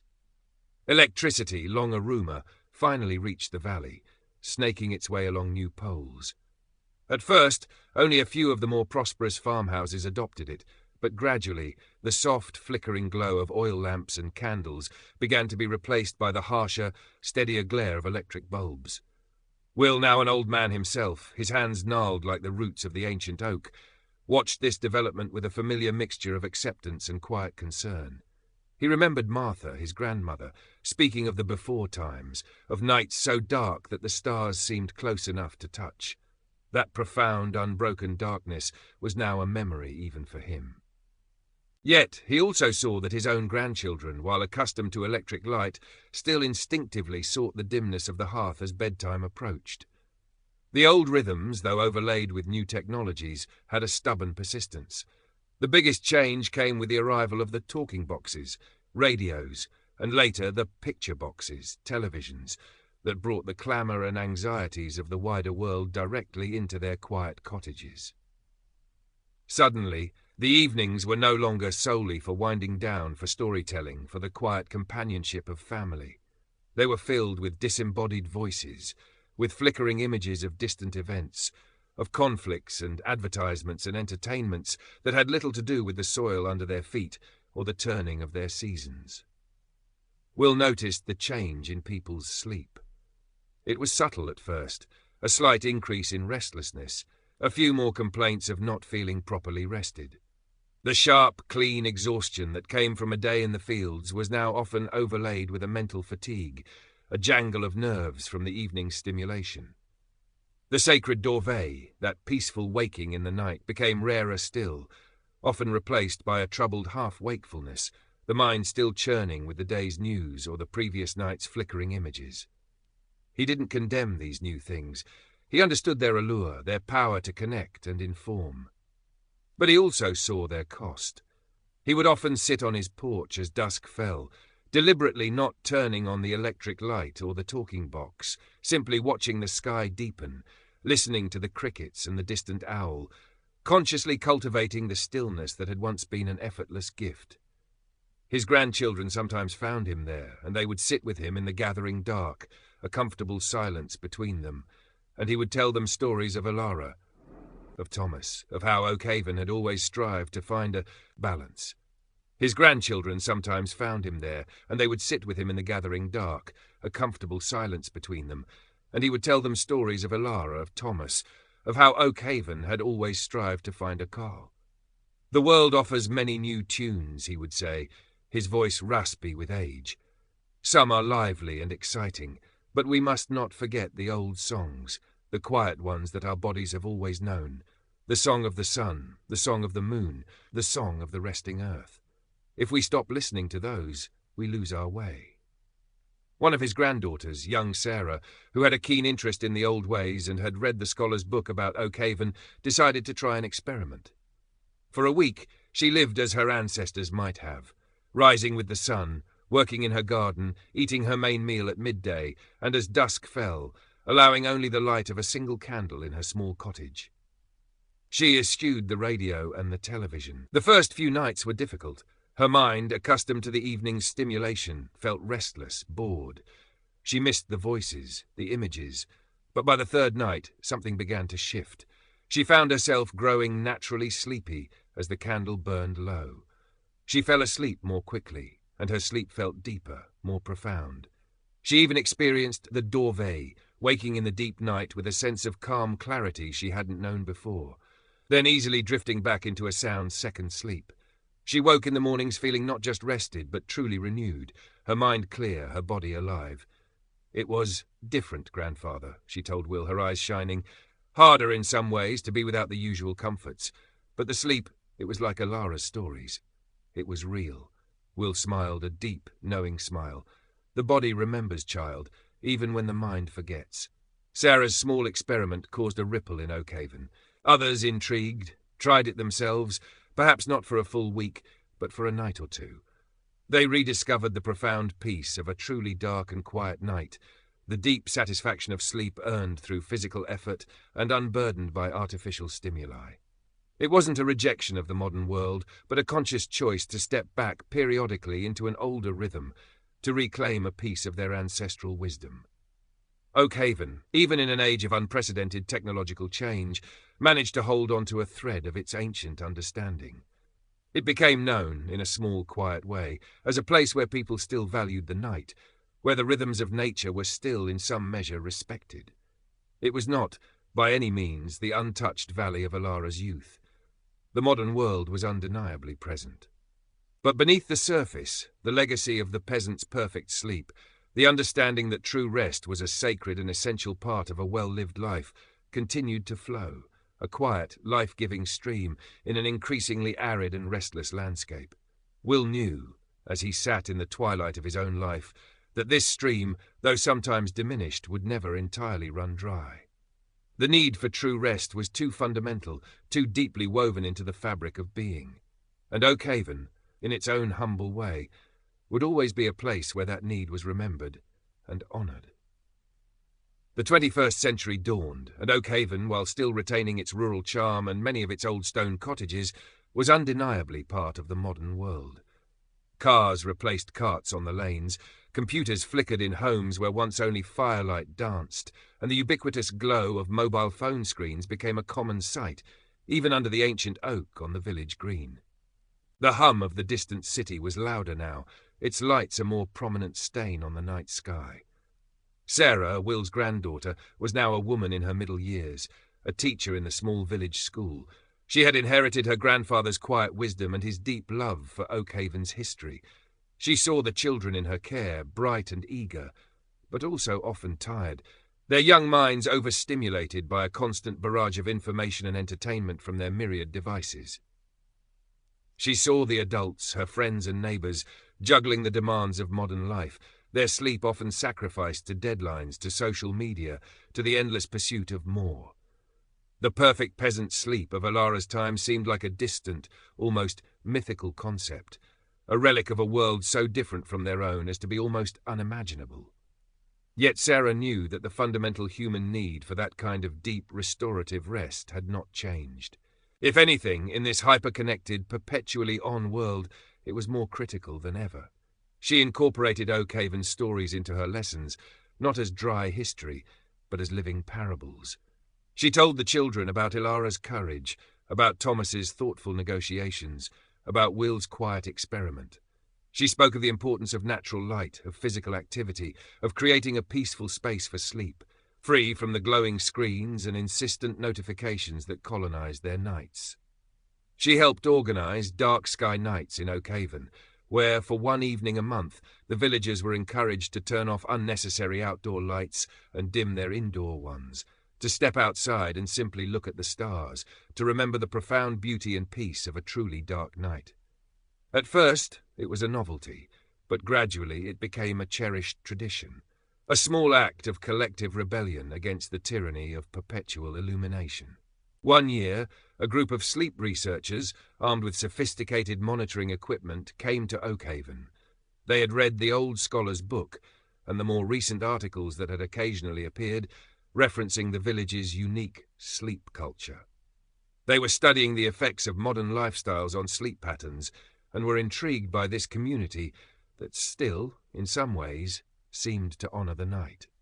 They monitored volunteers from the village, comparing their sleep patterns to those of city dwellers. The results, while not showing a return to the perfect segmented sleep of medieval times, did reveal that Oakhaven residents, on average, experienced deeper, more restorative sleep phases, and reported higher levels of morning refreshment than their urban counterparts, particularly those who consciously practiced some of the old ways, like limiting screen time before bed, or ensuring their bedrooms were truly dark and quiet. The researchers were fascinated by the stories Sarah and others shared, by the ingrained cultural understanding that sleep was not just a passive state, but an active process of healing and renewal, something to be respected and cultivated. They saw that Oakhaven's secret was not a magical elixir, but a combination of factors: a closer connection to natural light cycles, despite electric lighting, a life that still involved a degree of physical labor, a stronger sense of community, and a deeply embedded cultural narrative that valued rest. "You have something here," the lead researcher told Sarah as they packed up their equipment, "that much of the world has forgotten or is desperately trying to rediscover through technology and medication. You have a culture of sleep. It's not perfect, it's not immune to modern pressures, but it's there, and it's precious." Sarah felt a quiet pride. Alara's legacy was not just a collection of charming old stories. It was a living, breathing wisdom that still had relevance, still had power, even in this bewilderingly complex modern age. She knew Oakhaven would never return to the world of its ancestors. The march of time was inexorable. But she also knew that the fundamental truths about human well-being, about the body's deep need for harmony with natural rhythms, were timeless. And as long as there were people in Oakhaven who remembered the stories, who cherished the darkness, who understood the profound gift of a good night's sleep, then a vital part of Alara's perfect peasant sleep would endure, a quiet light of wisdom in a world that desperately needed to learn, once again, how to truly rest. The great oak on the village green stood sentinel, its roots deep in Oakhaven's soil, its leaves whispering the stories of generations. And each night as the village settled into slumber, it seemed to stand guard over their dreams, a living testament to the enduring power of nature, of community, and of the simple, sacred peace of the night.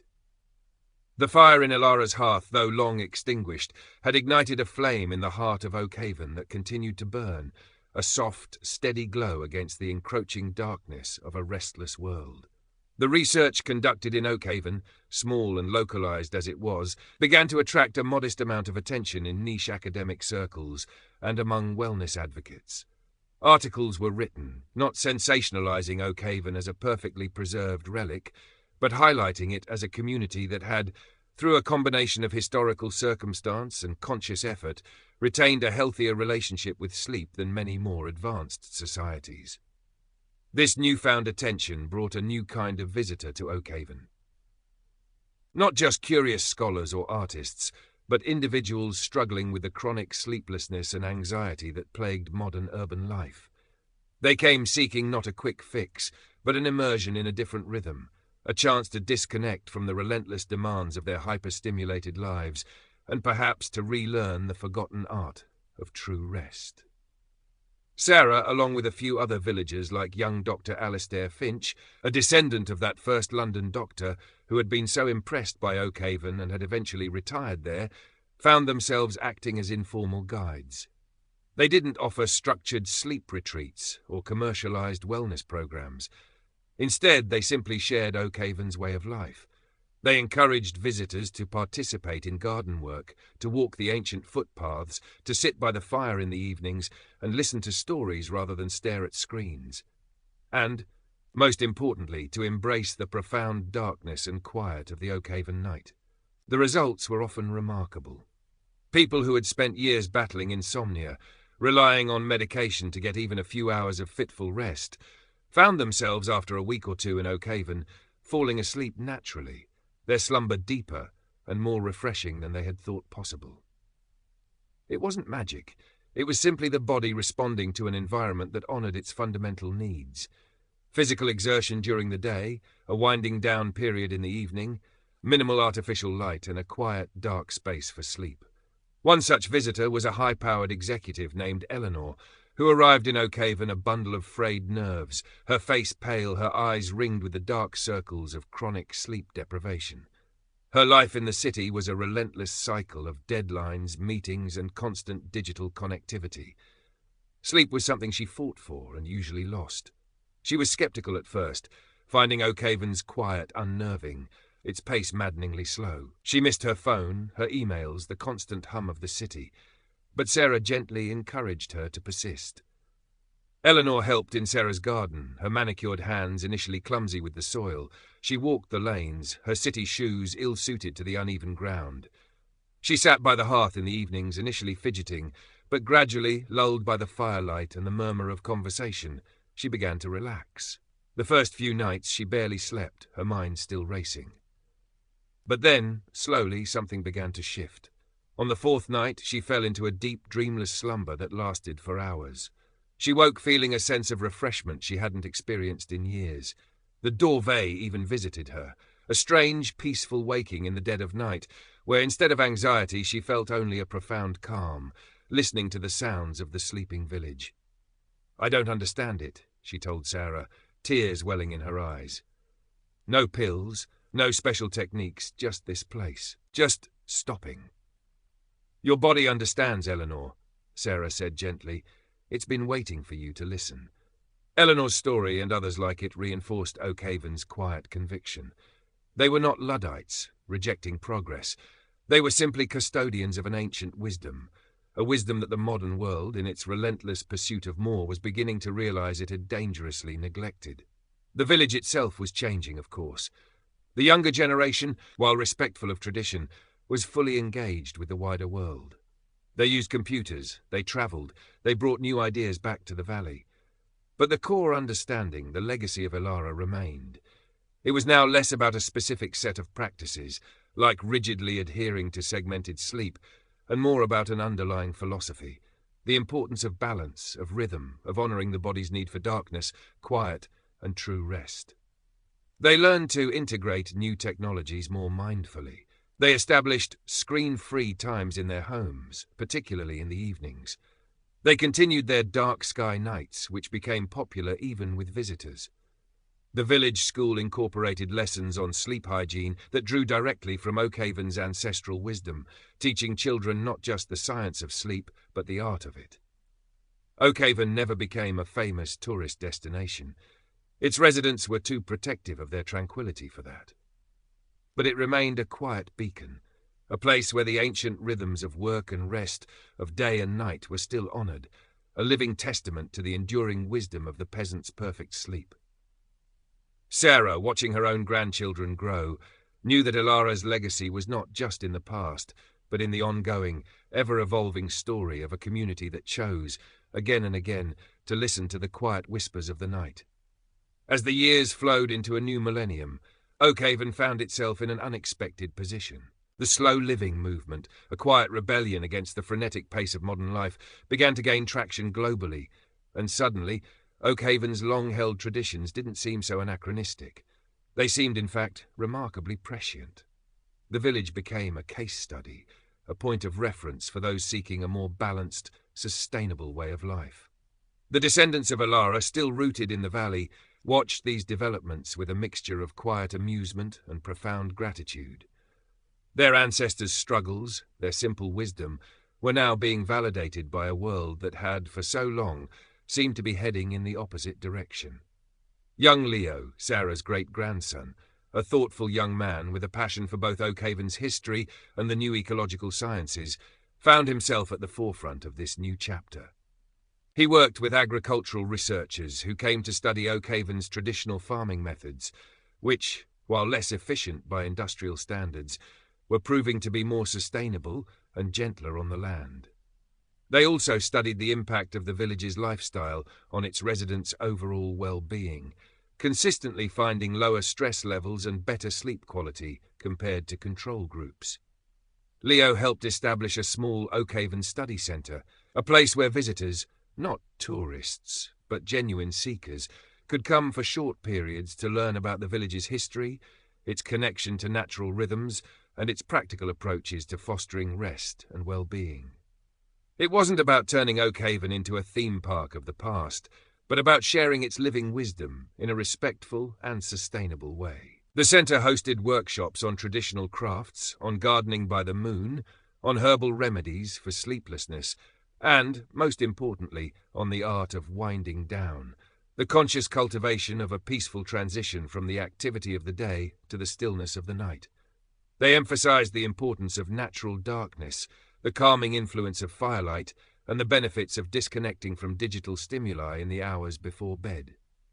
One of the most popular sessions was simply an evening in Oakhaven, where visitors would share a simple meal with a village family, sit by the hearth as dusk fell, listen to stories or quiet conversation, and then retire to a room prepared with the village's simple comforts, a straw-filled mattress, though now with clean linen, lavender-scented air, and profound darkness and quiet.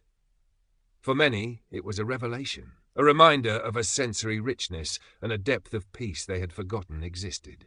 Leo often thought of Ilara, of her courage in speaking truth to Master Thorn.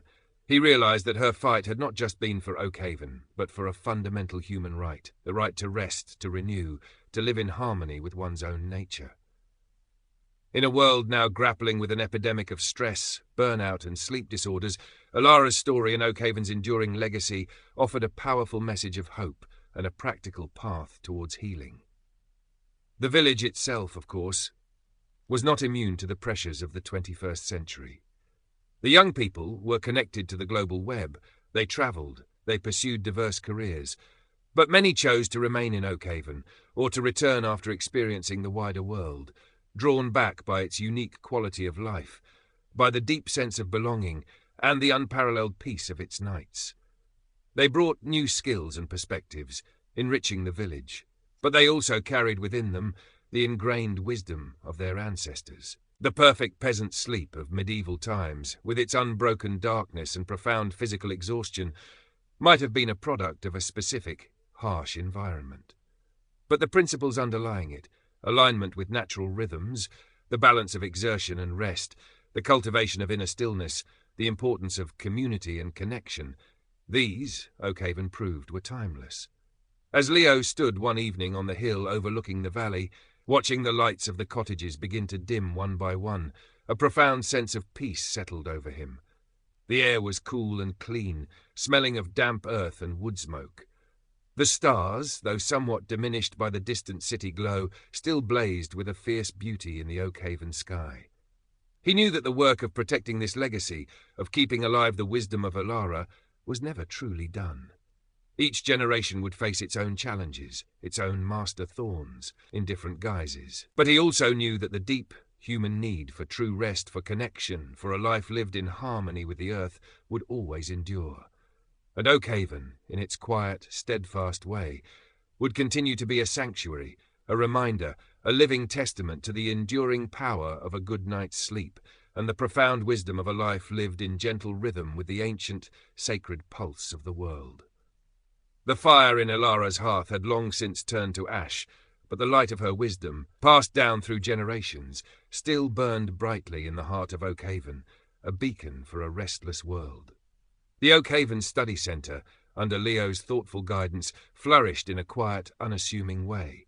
It never sought mass appeal, but rather attracted individuals and small groups who were genuinely seeking to understand and integrate its principles into their own lives.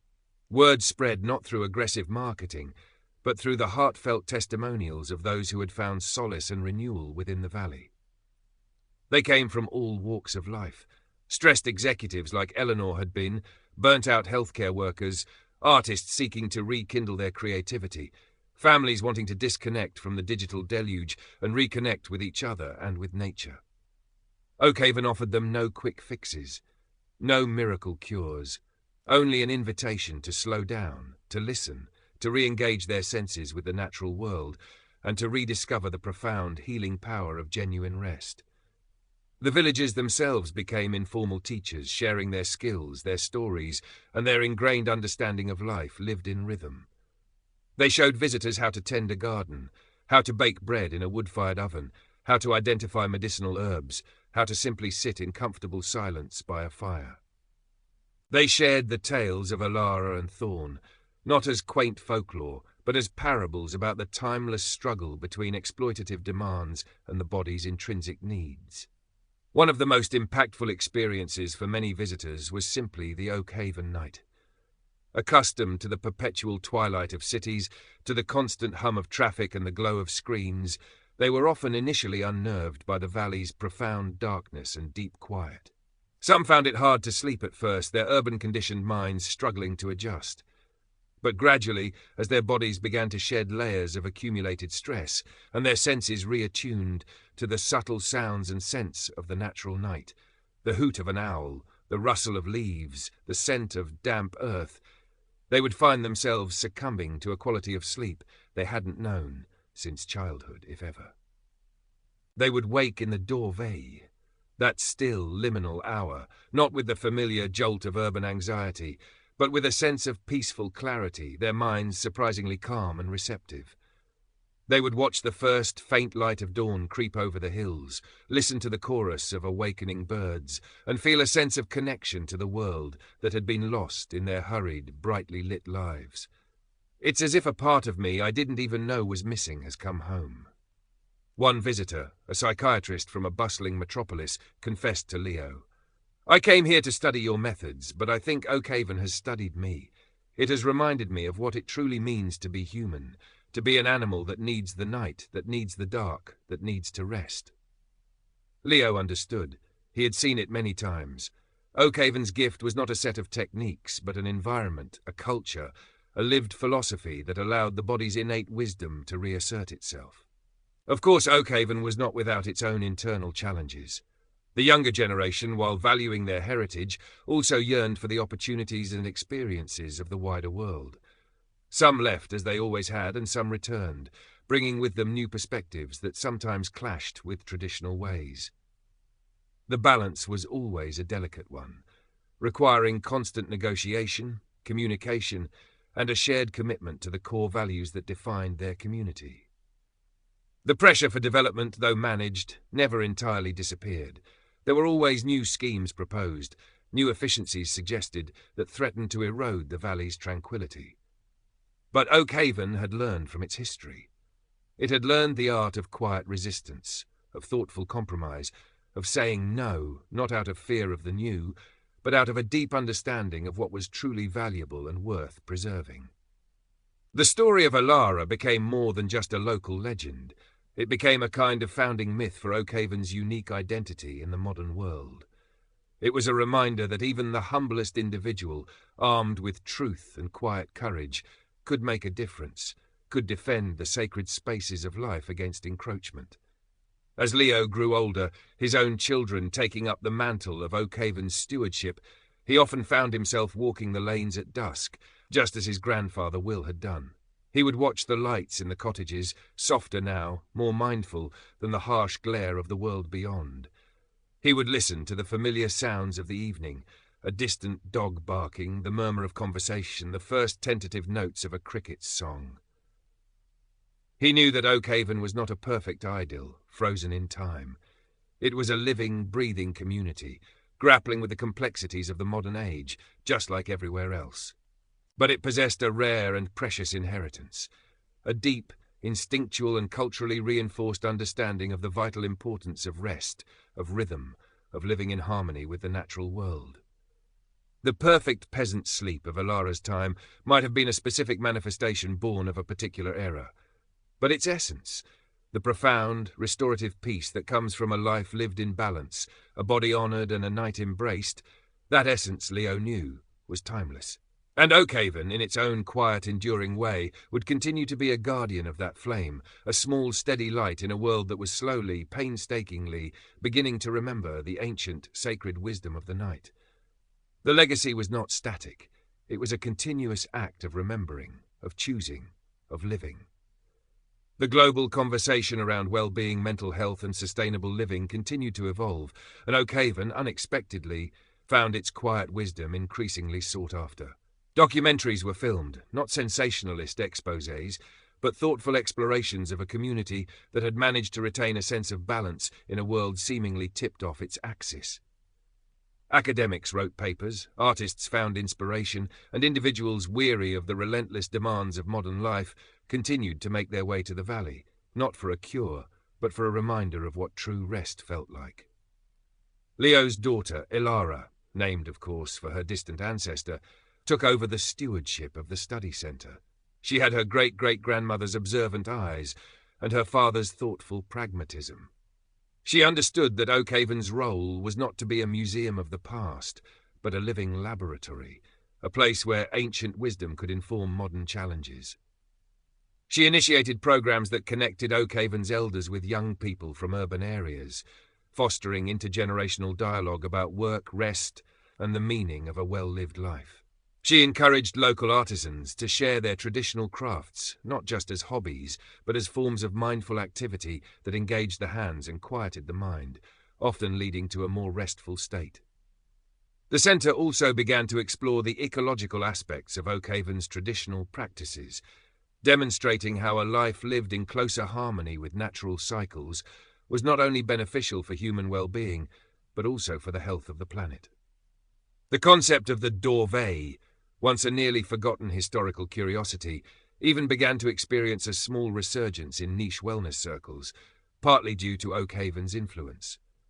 People began to experiment with segmented sleep, finding that the quiet, contemplative wakefulness in the middle of the night, when embraced rather than fought, could be a time of profound creativity and insight.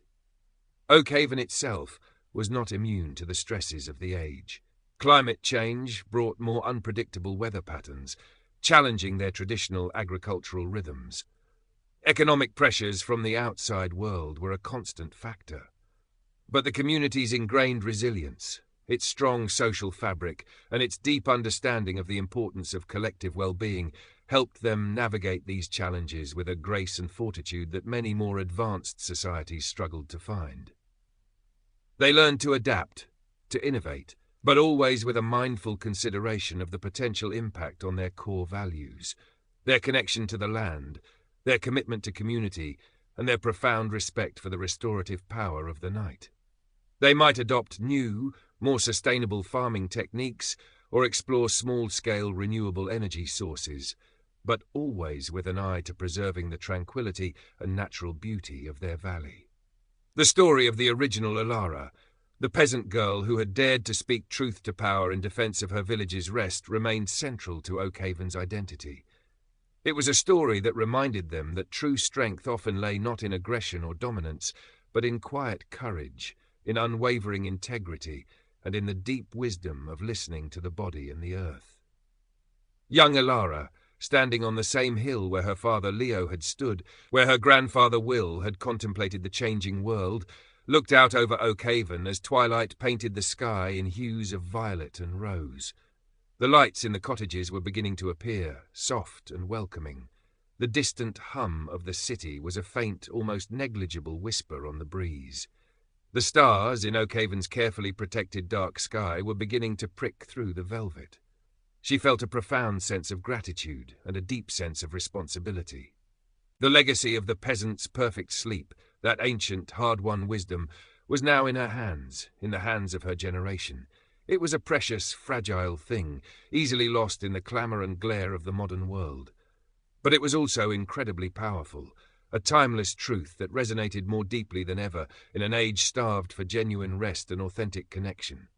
Oakhaven, she knew, would continue to change, to evolve. But as long as its people remembered to listen to the quiet whispers of the night, to honour the sacred rhythm of work and rest, to cherish the darkness and the stillness, then the spirit of Alara would live on. The fire in that first hearth might have long turned to ash, but the warmth of its wisdom, passed down through countless nights of peaceful slumber, continued to illuminate Oakhaven's path, a gentle, enduring beacon for a world in desperate need of learning how to truly come home to itself and to rest. The years unfolded, and Oakhaven, while always retaining its unique character, became more deeply integrated with the rhythms of the wider world, yet on its own terms. The children who grew up there now often pursued education and careers far beyond the valley, but a surprising number chose to return, bringing back global perspectives while cherishing the local wisdom they had been raised with.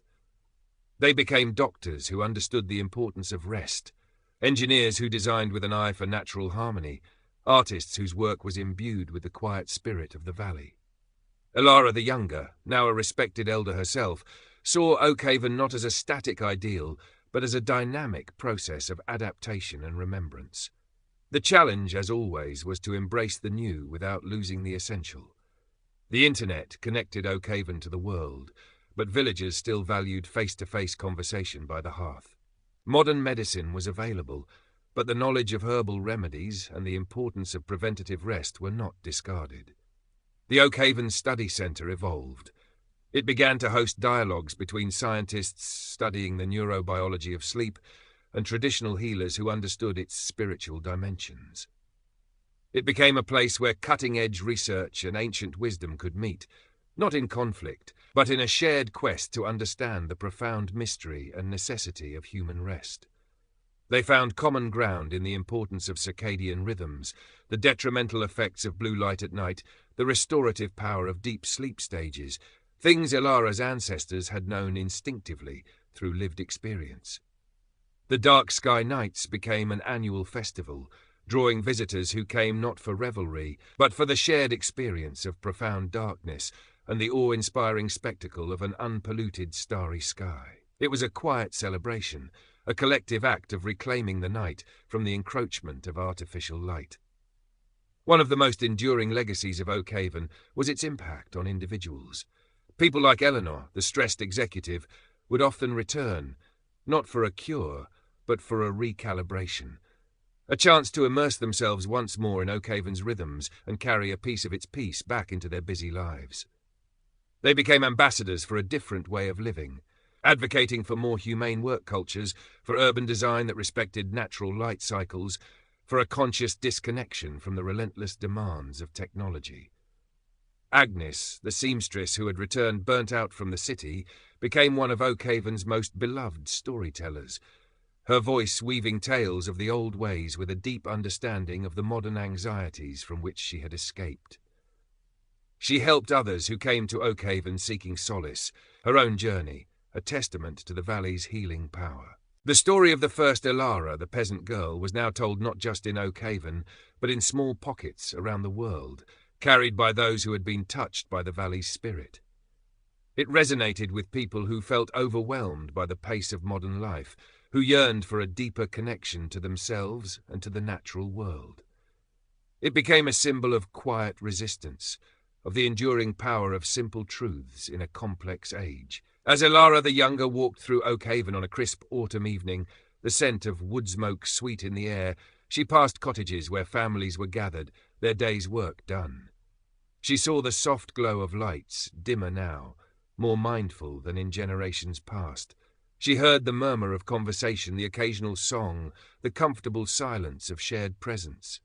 She knew that the perfect peasant sleep of her ancestors' time, born of intense physical labour and profound natural darkness, could never be perfectly replicated in this modern world. The context had changed too profoundly, but the essence of it, the deep restorative peace that comes from a life lived in balance, a body honoured, a mind stilled, and a night embraced, that essence was timeless, and Oakhaven, in its own imperfect but steadfast way, continued to be its guardian. The legacy was not a rigid set of rules, but a living wisdom, passed down not just in stories but in the very rhythm of life in the valley, in the way they worked, the way they rested, the way they valued the quiet, healing darkness of the night. It was a legacy of resilience, of adaptation, and of an unwavering belief in the fundamental human need for true rest. And as the stars began to appear in the darkening Oakhaven sky, Elara the Younger knew, with a certainty that settled deep in her bones, that this quiet wisdom, this gentle flame, would continue to burn, a beacon of hope and healing for generations yet to come. The world might never fully return to the simplicity of the past, but in places like Oakhaven, it could always find a reminder of how to come home to the profound peace of the night. The global landscape continued to shift, bringing with it unprecedented challenges, environmental crises, rapid technological advancements that blurred the lines between work and leisure, and a pervasive sense of anxiety that seemed to settle over much of humanity. In this turbulent world, Oakhaven's quiet example became, for some, even more resonant. It wasn't a solution to all the world's problems, but it offered a glimpse of an alternative, a model of resilience and well-being rooted in principles that felt increasingly vital. The Oakhaven Study Centre, now co-directed by Leo's grandson, young Dr. Samuel Finch, a descendant of both Elara and the original London doctor, embodying the fusion of ancestral wisdom and modern science, expanded its focus. It began to partner with architects and urban planners interested in designing living spaces and communities that were more conducive to natural rhythms and restorative rest. They explored concepts like dark sky-friendly lighting, buildings oriented to maximize natural light, and communal spaces that encouraged genuine social connection rather than digital isolation.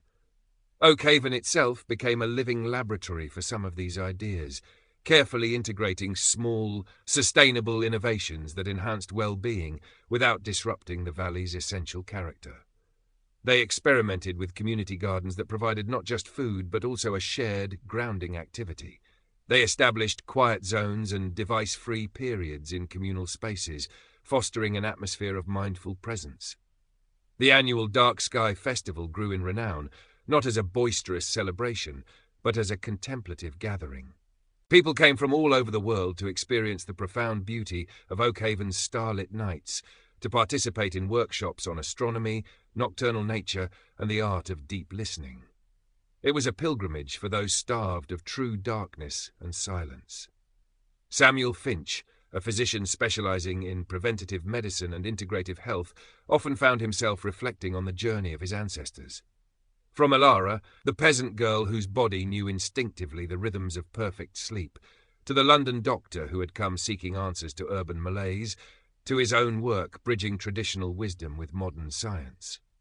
He saw a clear, unbroken thread, the fundamental, unassailable truth that human beings are creatures of rhythm, deeply intertwined with the natural world, and that our well-being depends on honouring those connections. He gave talks, not just in Oakhaven, but at conferences around the world, sharing the village's story and its practical lessons. He spoke of the ecology of sleep, arguing that restorative rest was not merely a personal responsibility, but a communal one, dependent on creating environments and cultures that supported it.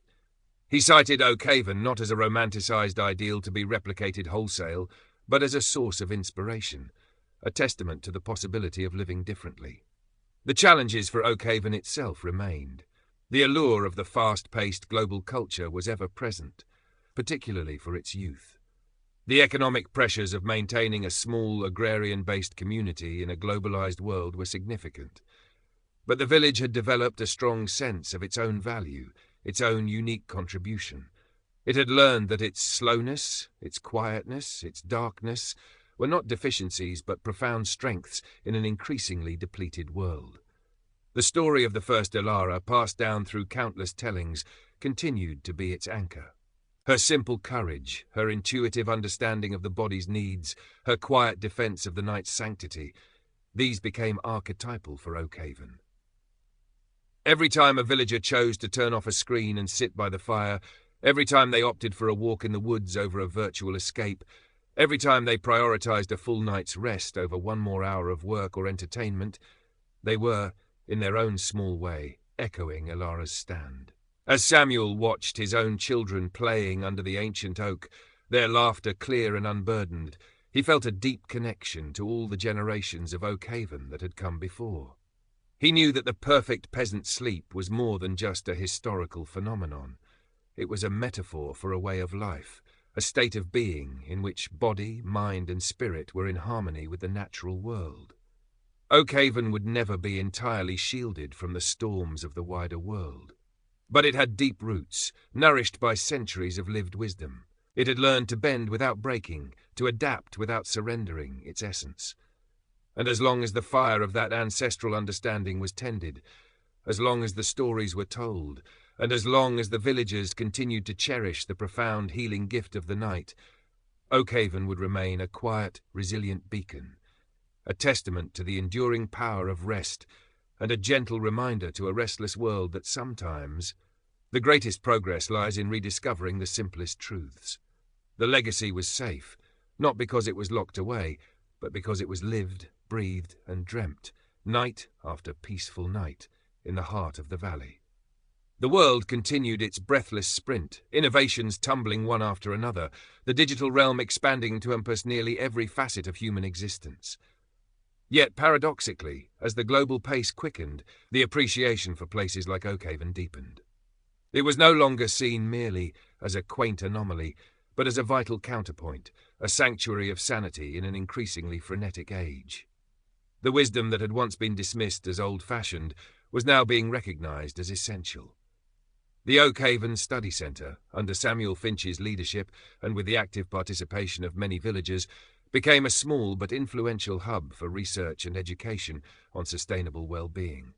They developed partnerships with universities, health organizations, and even some forward-thinking corporations that were beginning to understand the profound link between employee rest, creativity, and productivity.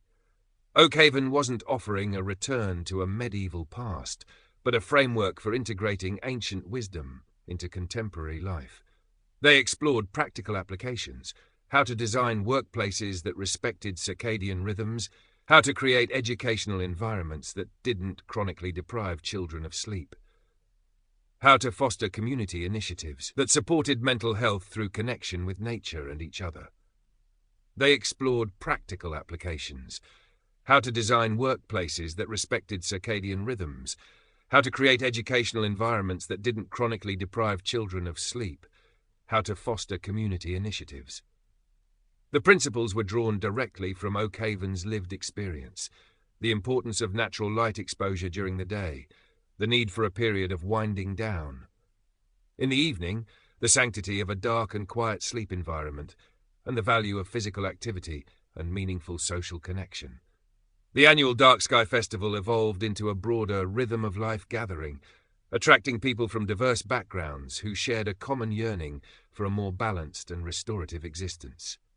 It featured not just stargazing, but workshops on mindful movement, traditional music, storytelling, local food cultivation, and, of course, the art and science of healthy sleep. It was a celebration of Oakhaven's enduring spirit, a testament to its ability to adapt and share its wisdom without losing its soul. Samuel often walked the lanes of Oakhaven in the quiet hours of the Dorveille, a habit he had inherited from his ancestors. In these still moments, when the village slept soundly around him, he felt the profound continuity of their legacy. He would pass the ancient oak, its silhouette dark against the star-dusted sky, and imagine Alara standing there, her gaze fixed on the same eternal constellations. He would pass the old mill, its machinery silent for the night, and think of Thomas, his quiet negotiations ensuring that progress did not entirely vanquish peace. He knew that Oakhaven's greatest strength lay not in its resistance to change, but in its unwavering commitment to fundamental human truths. The world outside might chase fleeting novelties and ephemeral gains, but Oakhaven held fast to the enduring value of a rested body, a calm mind, and a spirit connected to the earth and to its community. The children of Oakhaven still grew up hearing the story of Alara and Master Thorn, but it was now interwoven with the tales of Thomas and the mill, of Will and the scholar, of Sarah and the returning city dwellers, of Samuel and the global seekers of wisdom. It was a living tapestry, each generation adding its own thread, its own struggle, its own reaffirmation of the core values. The perfect peasant sleep itself might have remained a partially elusive ideal, a product of a specific time and circumstance.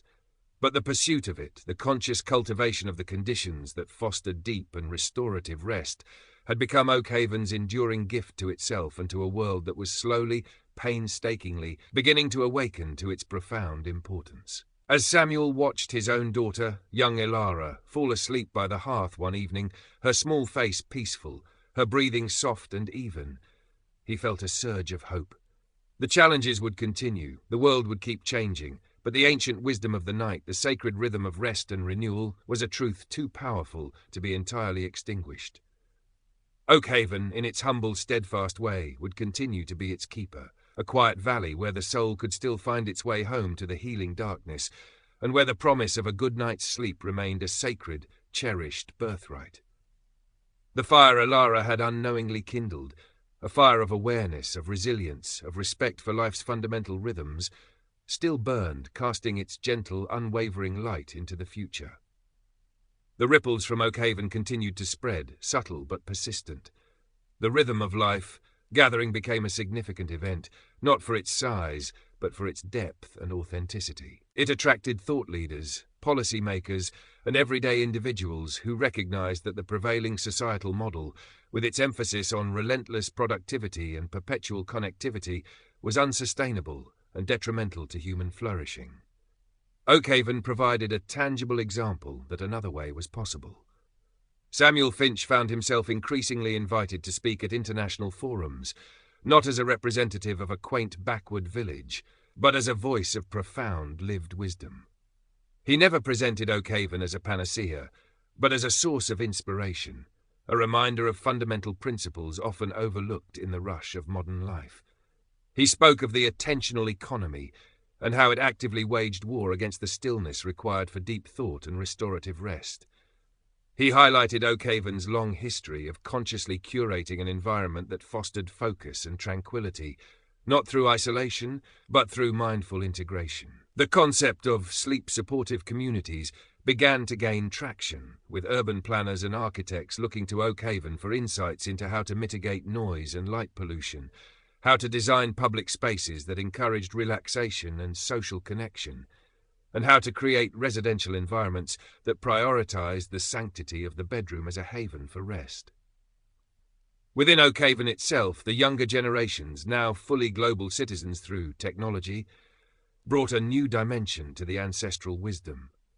They used digital tools to connect with other communities around the world that were also striving for a more balanced way of life. They created online platforms to share Oakhaven's stories and its practical approaches to well-being, reaching an audience far beyond those who could physically visit the valley. They were not rejecting the modern world, but selectively harnessing its tools to amplify a timeless message. Young Elara, Samuel's daughter, became a passionate advocate for digital wellness, teaching her peers and the wider community how to use technology mindfully, how to create boundaries that protected their time, their attention, and, crucially, their sleep. She drew parallels between Master Thorne's demands for relentless physical labor and the modern digital world's demands for constant engagement and responsiveness. The tools may have changed, she would say, but the challenge to our human rhythms remains. Our ancestor Elara fought for the right to rest her body. We must now fight for the right to rest our minds. The Oakhaven Study Centre even began a pioneering research project in collaboration with neuroscientists, exploring the specific brainwave patterns and physiological markers associated with the deep, restorative sleep experienced by those who immersed themselves in the Oakhaven environment, even for short periods. They sought to understand, at a scientific level, the mechanisms behind the Oakhaven effect, validating with data what the villagers had known through generations of lived experience. The ancient oak on the village green, having witnessed countless seasons of change, stood as a silent, steadfast symbol of Oakhaven's endurance. Its roots ran deep, drawing sustenance from the same earth that had nourished Elara and her forebears. Its branches reached towards the sky, a testament to growth and adaptation. It had weathered storms, droughts, and the changing whims of human endeavour, yet it remained, a living link between the past, the present, and the future. As Samuel Finch, now a venerable elder himself, sat beneath that oak with his great-grandchildren, watching them play, he felt a profound sense of peace. The world was still a turbulent place, full of challenges and uncertainties. But here, in this quiet valley, something precious had been preserved, not as a relic, but as a vibrant, evolving wisdom. The legacy of the peasant's perfect sleep, that deep, healing connection to the rhythms of the night and the earth, was more than just a story. It was a way of life, a quiet act of faith, a continuous affirmation of what it truly means to be human. And Oakhaven, in its humble, enduring way, would continue to share its light, a soft, steady glow in a world that was, at last, beginning to remember the vital importance of coming home to rest.